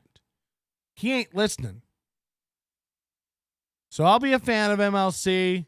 I've always liked him on MLC. But he doesn't understand why. He thinks he's a contender. He thinks he's like shoulder to shoulder with giants. And it's just, that's not the fact. He talks about Florentine and Godfrey and these guys like they're peers. You can't mention the league to him without him telling you he knows Rennes easy. It's like, you know everybody, Chad. We know. You know all the biggest comedy stars in the world, and you're right up there with them, even though you never work and they never call you. We get it. You're very important in the industry. You're a mover and a shaker. Things are happening. All the clubs know your name. Your signed headshot is worth millions. Thousands and thousands and thousands of people can't stop liking your Instagram. We know. We know. You are killing it. You are killing it. Oh, wait, none of that's true? Got it. What takes more energy? All the lies or just going like, yeah, I mean, I guess it didn't work. You'll be happier. You'll be happier when you let it go. I promise you that. Talk about me when I'm not on the show. Dude, I don't have a business model. The show is that show today. Yesterday I had Carl on, and today I have Levy and you. That's the show. I don't have a show. I don't do what Cumia does. I don't do what O&A does. I don't do what every other fucking show does. This is the show. Whatever today is, whatever yesterday, whatever tomorrow is, that's the fucking show. So no, the show tomorrow will be about me. No, the but next day will be about me. When you say I'm going to be about me, Chad, it's only about you when you're doing dumb shit. You know, again, if you moved on and were just doing your own thing, no one would talk about you. No one would talk about you. No one talks about Mondays with Mazers. You know why? No one watches it. They're only here for MLC. You're dumb to think otherwise. You know? Do I think Gina Levy subscribed to my channel today and became a member because she's a big Melton fan? No, we're talking about Chad and Bob and MLC. And she must have had something to say in the chat. I didn't even see it, but she wouldn't have joined otherwise. She wouldn't have subscribed otherwise. No, you don't even have to be a member to type in the chat. And she became a member. I don't even know that bitch. But I hope I get a pool invite. You know why? I didn't make fun of your daughter. Is that daughter going to be at the pool? Is that daughter? Calling people's daughter that daughter is hilarious. What's your show? Everybody knows my show now. I've been doing it for 7 or 12 years. So everybody knows my fucking show. I have a couple of shows, and I have another one coming that I plan. I don't want to talk about right now. I love that. Like he's got an idea that's gonna, or is this the Opie show? Wait till you hear this. Hit it. Oh, Patrick, can you say all those compliments again, but slower? Oh, baby, oh, moo, moo, Mudshark. The Mudshark is back, baby. Put my hats back up.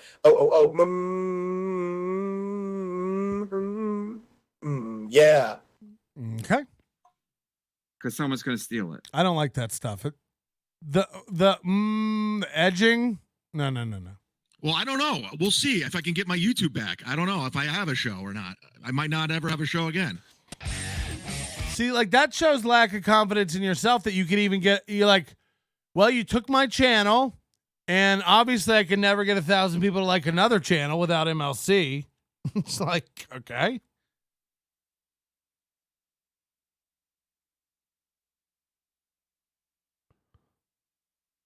It's 2 out of 3.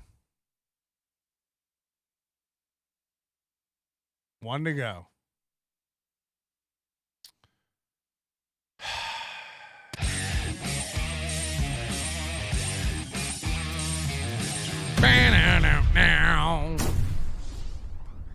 When you say I'm going to do my own show, I'm just curious, like what's the show? And because I don't have an ad. I'm a little suspicious. I'm working on stuff too. Like I'm trying to build things. Yeah. I do the show with Tony. I do the show with Tyler. I'm going to do. The show with. I mean, the show with Tony and again. What? Who? Tyler's is and bad. I do The show you do with Tyler is bad. Yeah, like those guys don't even need to be on it. It's just Chad regurgitating all the other stuff. It doesn't matter what you think. It doesn't. It really doesn't. And Anthony, I'm just trying to help you. I got a question for you, Chad. Chad, do you look back and feel bad for things that you've done or said?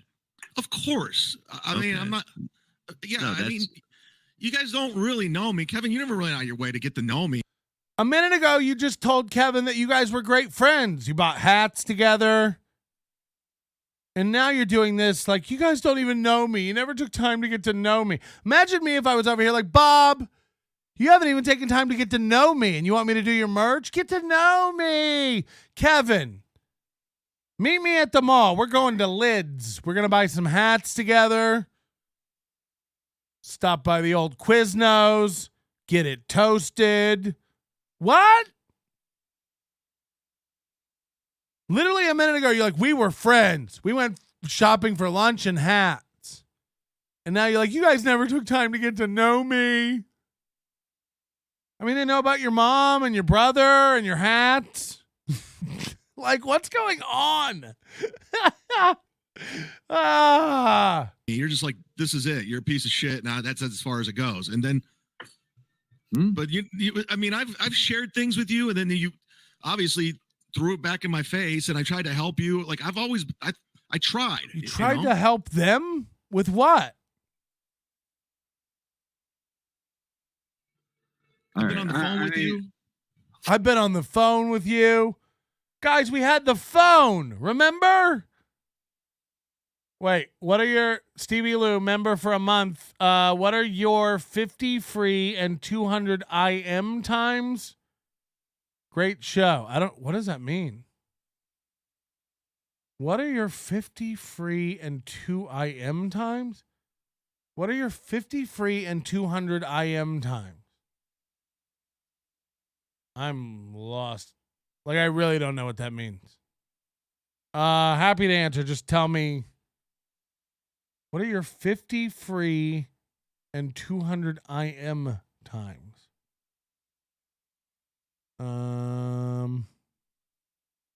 What? I've been on the phone with you. The point is, it's like, I understand people's tendencies. Hold on. You said you're a swimmer. Oh! You think I'm like timing laps like I'm fucking Mike Phelps over here? Nah. You said you're a swimmer. I have a swim spa.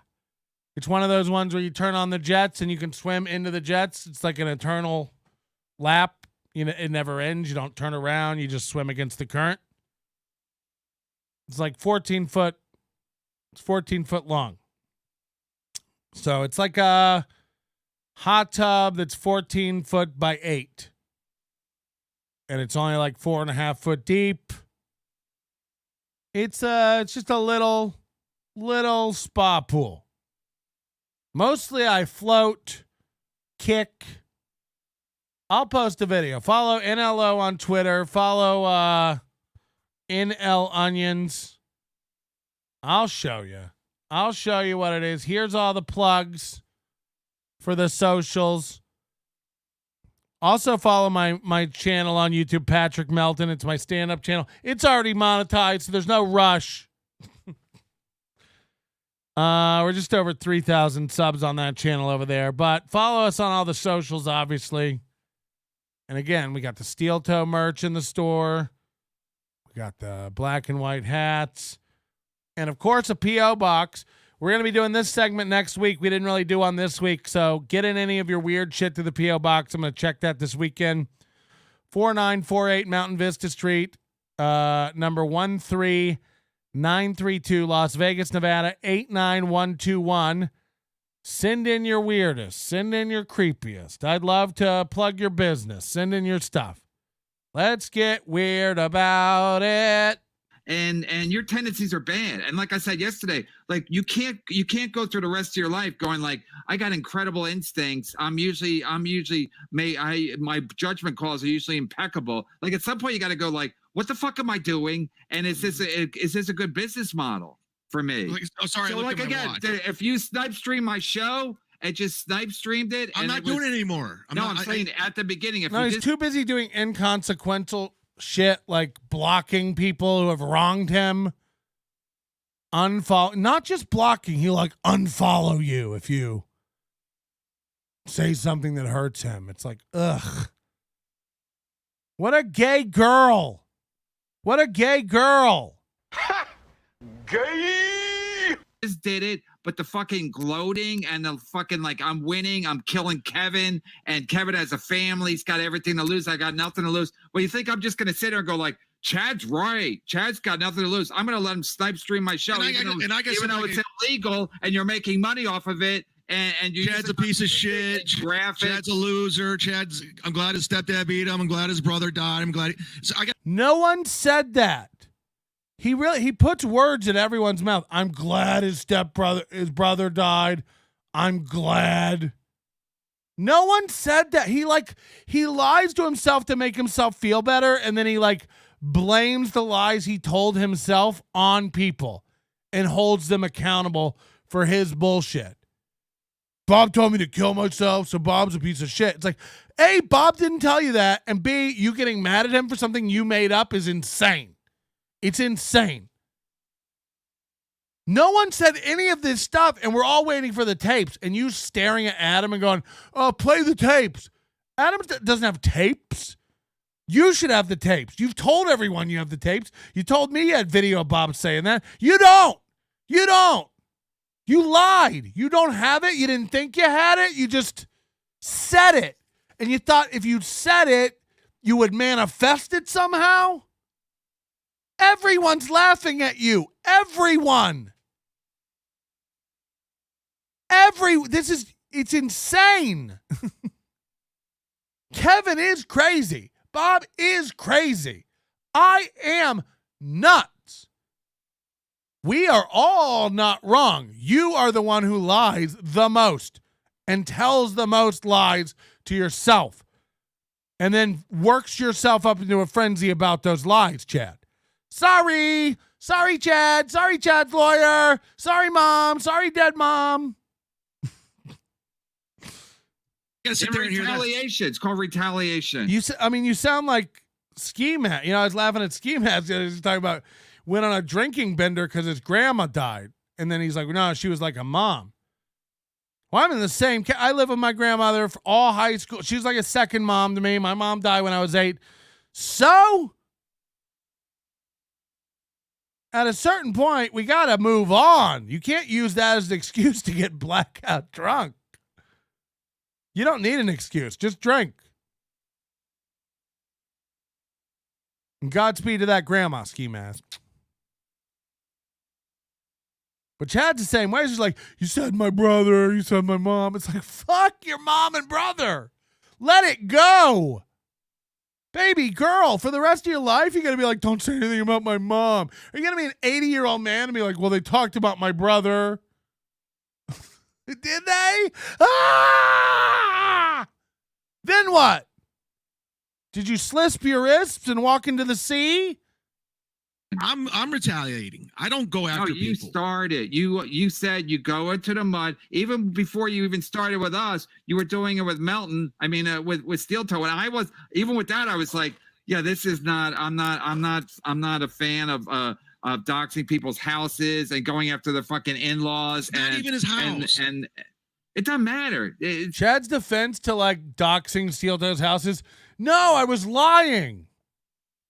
It's like, oh, well, that helps. It's like you pride yourself on playing dirty, and then when other people play dirty, it's funny to you. To show a fake house, hilarious to me. Yeah. Okay. Right. That's why. Yeah. That's why you're. But you're actually, If no one knows, it's not funny. If no one knows the joke, how could it be funny to anybody but you? Literally try to remove a YouTube account. I'm like, okay. That's funny to me. That's hilarious to me. I wake up laughing because of that. I mean, it's like you think it's funny what you do, and then you think what everybody else does is mean spirited. It's like it's fucking ridiculous. All right, sorry. I don't know what to say. You don't have to feel sorry for yourself. Be like, I'm not sorry. No, I'm not. No, the player. I don't know what to say. Just try to. Chad just said, did I ever say I was a victim? It's like, holy shit. Holy shit. That's all you do. That's all you do is victim. The only funny part is where Chad thought it was the real house and got some old couple target. Yeah, I think he's changing that after the fact too. I think he really did think it was their house.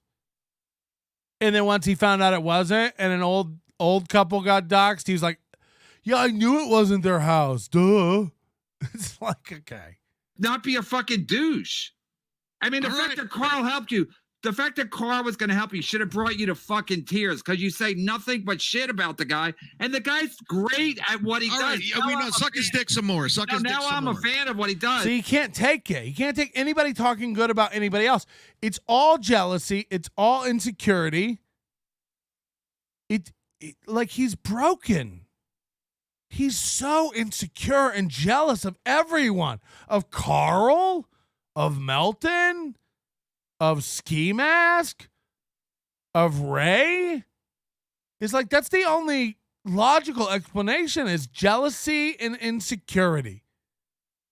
Because like being jealous of me or Ray or Ski, it's like, what are you like? That's what you're going to be jealous of? Jesus, reach higher. You know, this is nuts.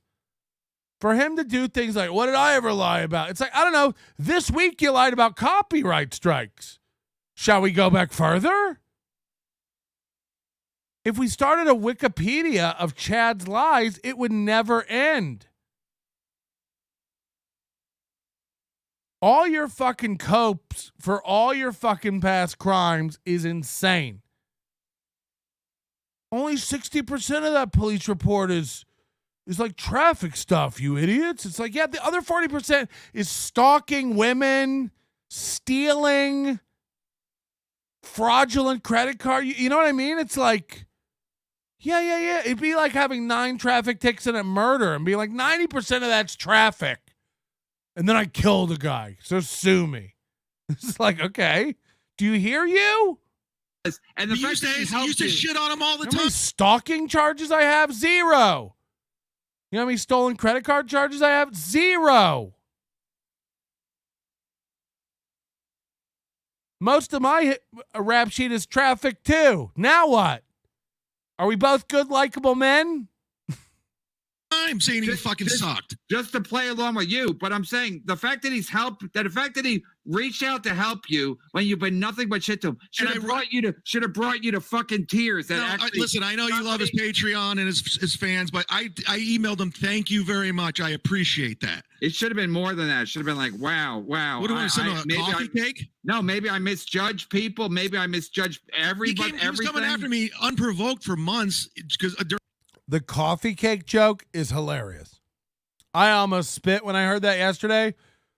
He's like, what do you want me to send him a coffee cake? That's a fire joke, Chad. 100% genuine. That's funny. What do you want me to send him a coffee cake? That's fucking hilarious.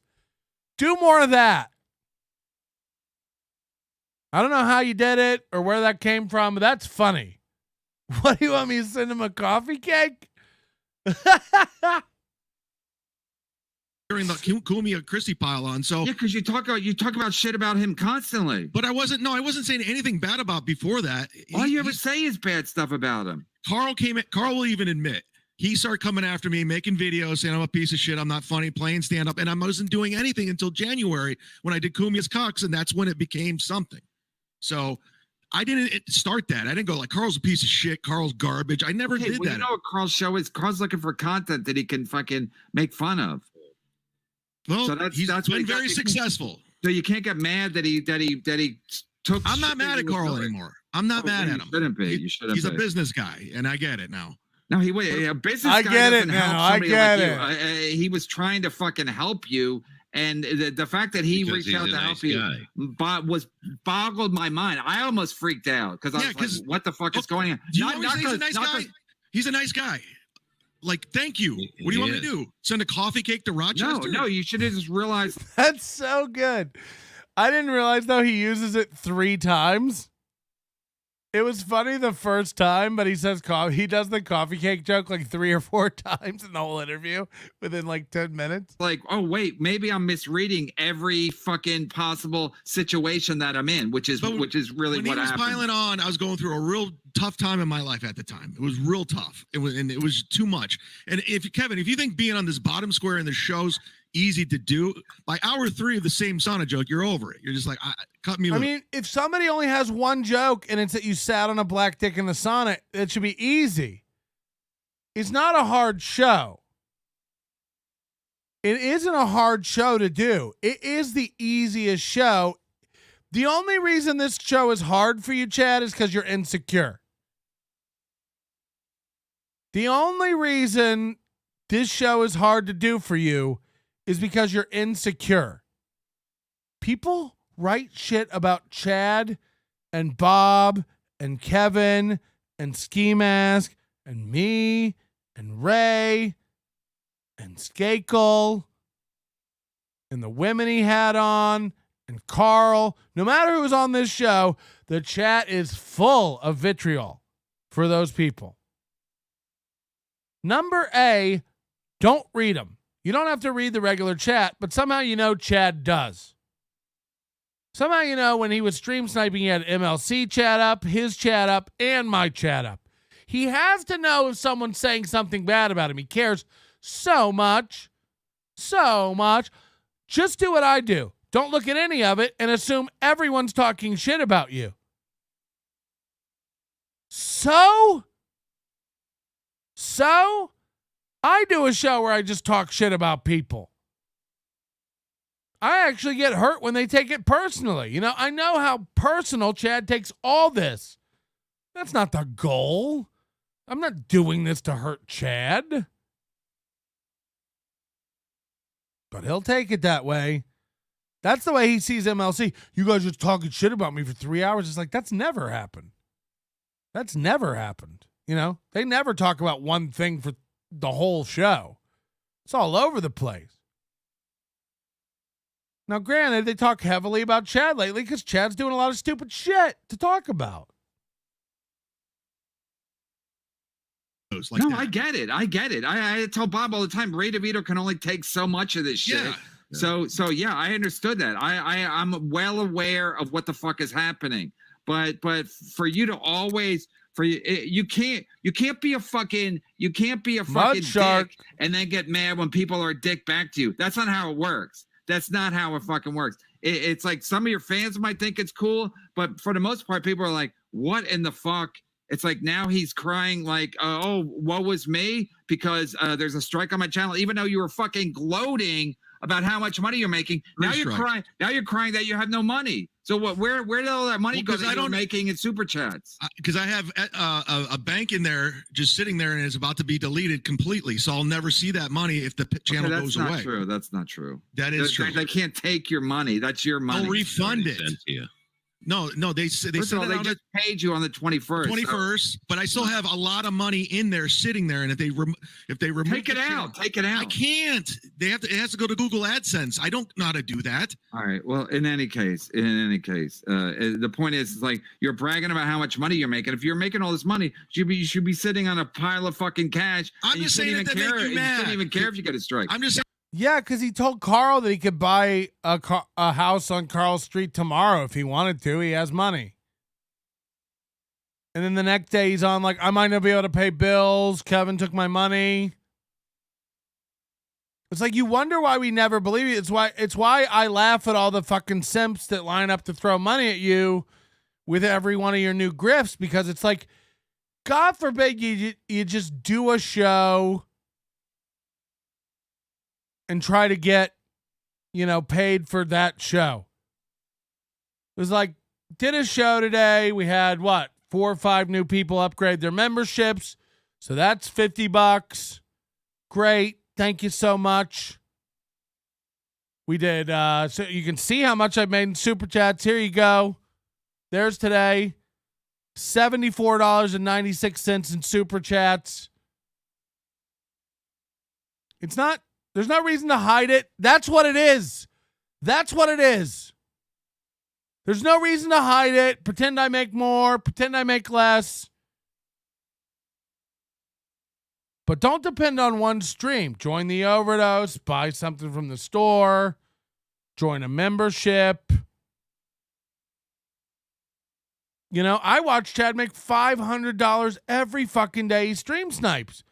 I watch Kevin make over $1,000 every goddamn day. What would I get if I told myself that I make more than them?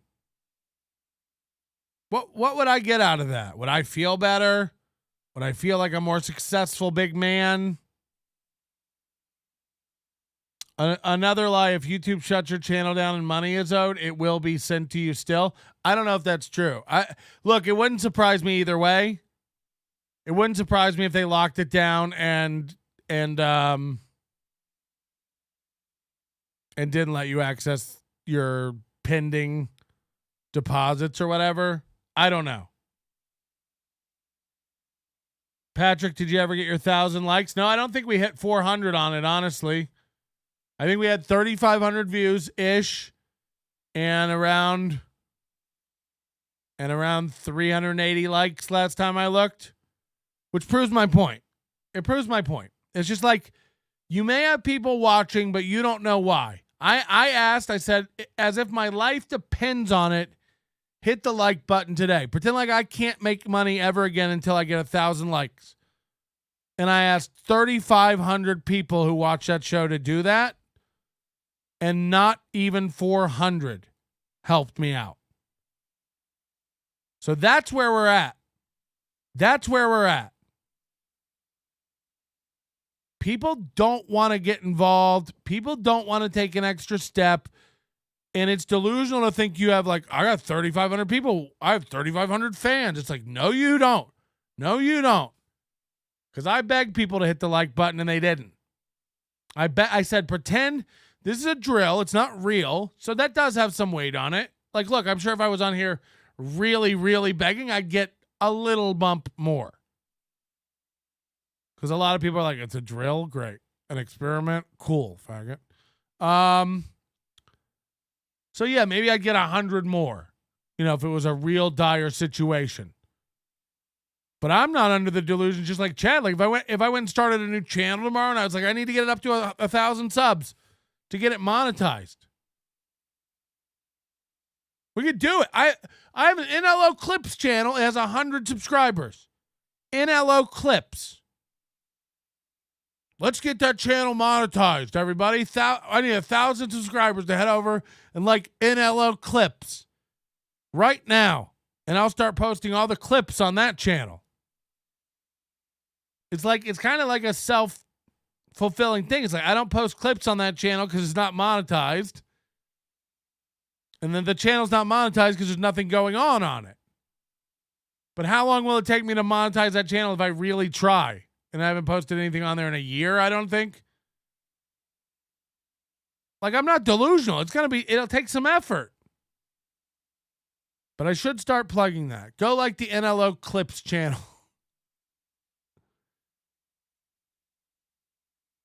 The difference is I don't think I have, I'm on my way to subscribe to NLO Clips. Every like for Melton is a tiny dagger in Steel Toe's eyes. Post cat videos. People are saying they're going to like. Good. Go subscribe to NLO Clips. That's a sidebar. But, when you ask everyone who listens to you to do that for several days and you can't hit 1,000, you should humble yourself a little bit and be like, oh, guess I'm not a big deal at all. Because I'm not. Say whatever you want about Bob Levy and Shuli Network. It's like they're blowing all the people in this universe away. Kevin shits on Bob.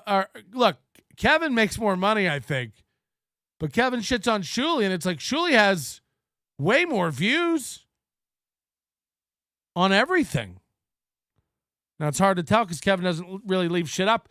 But the MLC Clip channel that I was saying, like, this is a pretty new channel, MLC Podcast Extra, 12K subscribers. That was pretty quick as far as I know. I don't know the history of this channel. Somebody check the Social Blade.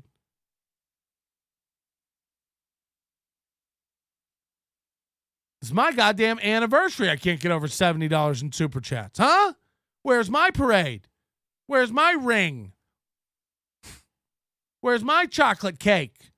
Where's my coffee cake, huh? I know. Yeah, I fucking know. Yeah, I'm aware of it. And that's why I fucking put a strike on you or try to put a strike on you. It took us fucking 2 months to fucking It's your email address, mlcpod@gmail.com. Okay, it took 2 months for it to fucking happen. And you think I'm going to just sit there to like, while you're trying to fucking poke the bear, trying to goad me into fucking like reacting? I reacted. I reacted. You said you didn't mind. You did it to piss me off. It pissed me off. Did you watch the fucking Jimmy Butler the other night? How'd that work out when they pissed off Jimmy Butler? Did he just take a like, oh, they're pissing me off, I guess I should go Who's Jimmy Butler? I don't know who that is. Who's Jimmy Butler? That MLC channel got 12K in lightning speed. Odd. Probably a sold channel. What does that even mean? What's a sold channel? Look over here. He fucking won the game. He's like, there. Oh, shit. Thanks, Bill.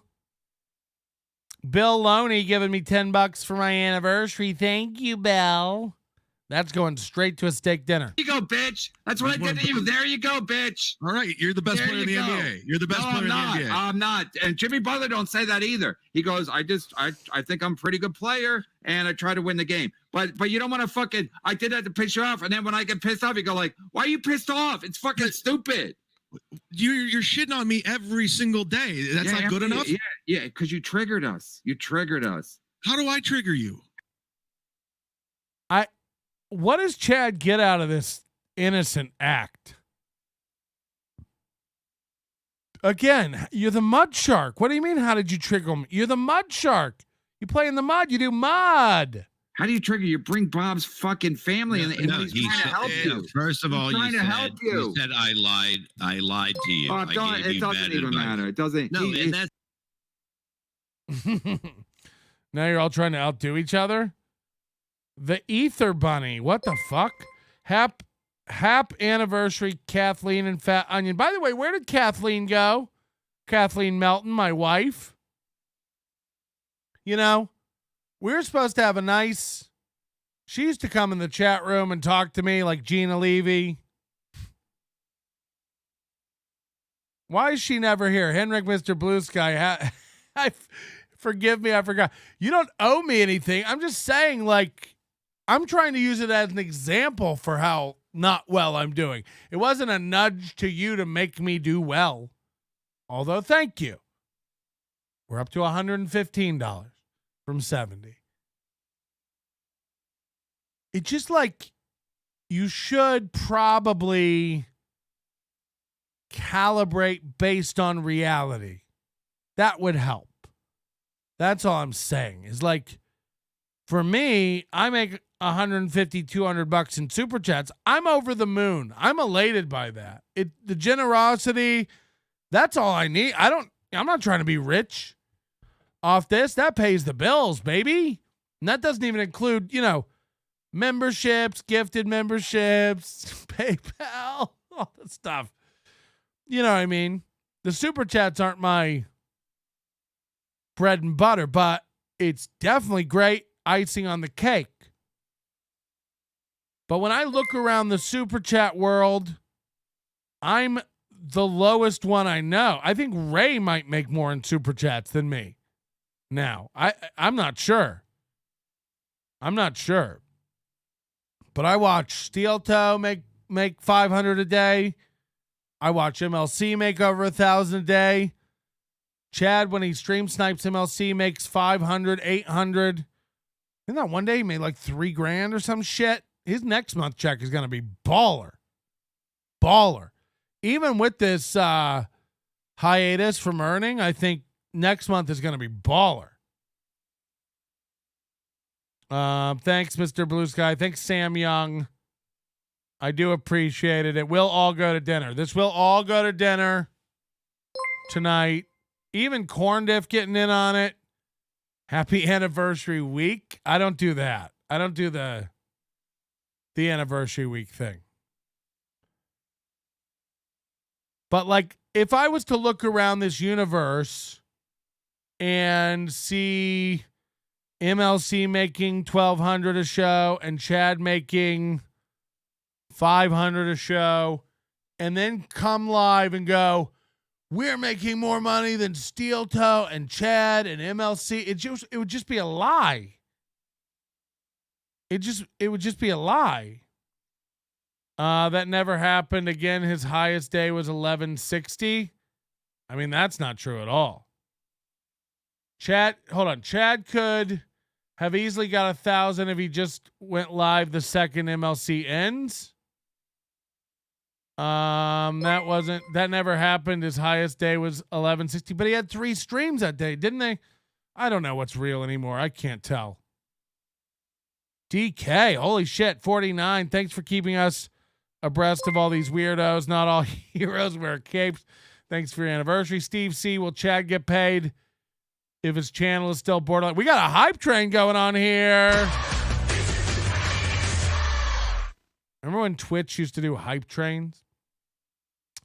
All these weirdos. Not all heroes wear capes. You're going on the wall, DK. 50 gets you on the wall. DK, 50 going on the wall. Thank you. Will Chad get paid if his channel's still down? I'm not sure. People are saying yes. So I have a feeling maybe once it's earned, I don't know. A Portrayal of Vengeance, thank you for joining 2 months in a row. Flimsy Grimsberg, 80085. Is that the donation you're working on? $80,085. Is that our goal today? Scott Richard Staska, happy Versify? Happy Anversify. Happy Anversify, everybody. Holy shit, we hit 200 now. You guys are fucking awesome. Okay, that was not the trick. I wasn't. Don't make me into a winner. Don't give me so much money that my whole point about being a loser and being real about it and recognizing it, don't give me so much money that I get cocky. Don't give me so many dollars that I'm not a loser anymore, because it's approaching. Sweaty Try Hard, thank you for joining. Thank you for the anniversary sandwiches. You didn't lie to him. He me off because I didn't fucking lie to him. You don't lie. He's saying you lied to him. What he meant is you gave him bad advice according to him. You didn't give him bad advice. According to Chad, you gave him bad advice. But everyone's giving Chad bad advice. Kevin, it's never his fault. Kevin, have I ever fucked you over, honestly? Don't you dare accuse us of not being rich. You guys are so poor. Hold on. No. Is that real? That's $250. That's $250. We got one!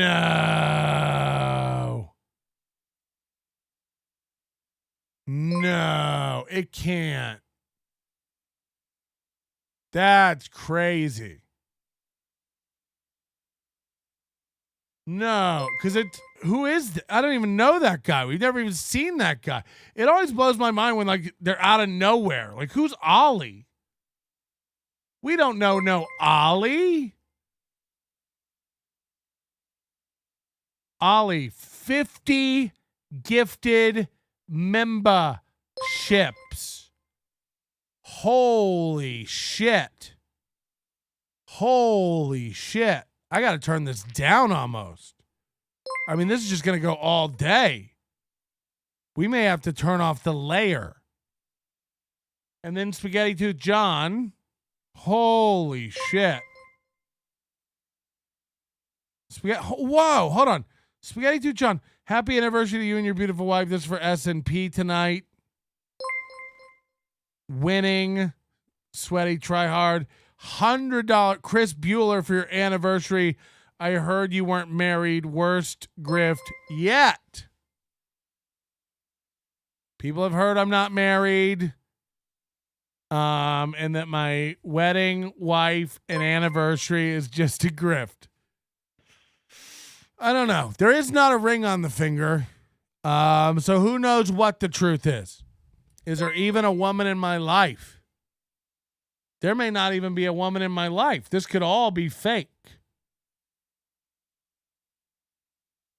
Holy shit with this 50 members. We're going to be here all day. You've ruined the show. I mean, this will just go all lifelong now. You know what I mean? Like, how do we move past this? I may not be married. That is true. It doesn't mean I don't have an anniversary, and it doesn't mean I'm not engaged. But it also doesn't mean that we didn't have a small, private, quiet ceremony that you don't know about. I'm not the kind of guy who's going to have this big, elaborate to-do wedding, but I also may not have had it yet. You guys might be on to me. And it does not mean there's not a woman that I love out there somewhere in the universe. And maybe I just haven't met you yet. Who sings that song? Let's go, Brandon. Happy anniversary, man. I've been a fan of this show for almost a month now. I absolutely love it. Podcuck Sempin. Since I got the hype train started, can I go on the floor? I don't like walls. Bill Loney wants to be on the floor. Oh, I get it now. Baloney. I said it fast and now I get it. Bill Loney. Baloney. Just because this is making my whole day now that the money's just piling in. Bill Loney on the floor. Got it. With a candlestick in the conservatory. We'll do it. Rip Fatty Melt. Happy anniversary, Patrick. I wish Fatty Melt would just belong.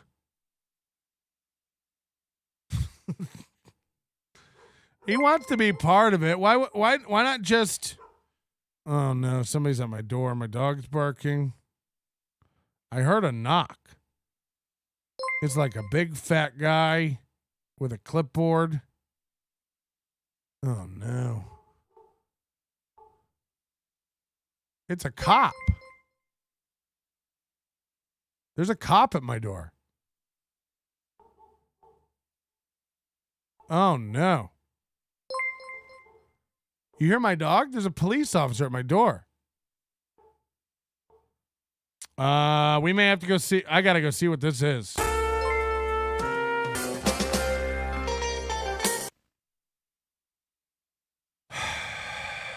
My heart is beating. I'm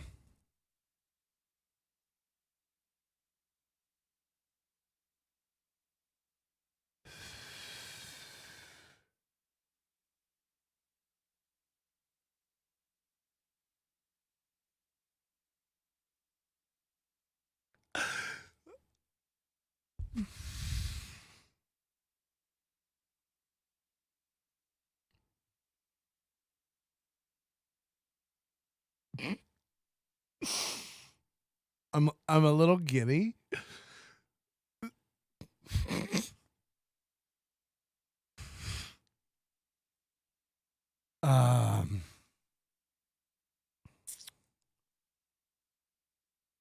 Real quick. Beloved chatter, $500 comes in within 15 minutes of Patrick saying, I laugh at all the Sims who throw money at Chad. I'm in for $2, said Wizard Nug. Stevie Lou, here's a McMuffin for you. And Little Chad, happy anniversary, Big Piazza.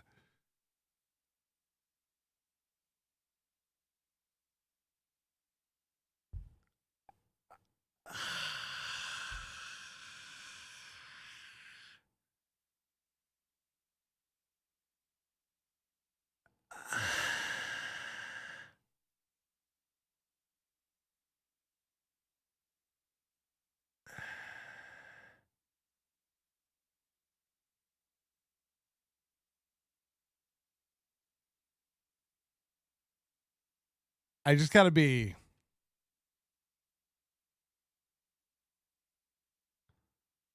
I think I gotta go. I've been served.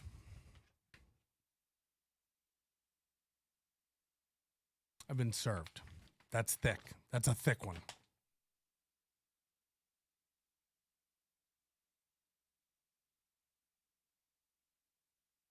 Your manner is most unbecoming of a gentleman. Would you be high on cigarettes? I don't know if the comedy hasn't hit them yet. They're full-blown retarded or just high on cigarettes. A question posed to stupid hoes who don't get it yet. Excuse me, miss. Are you high on cigarettes?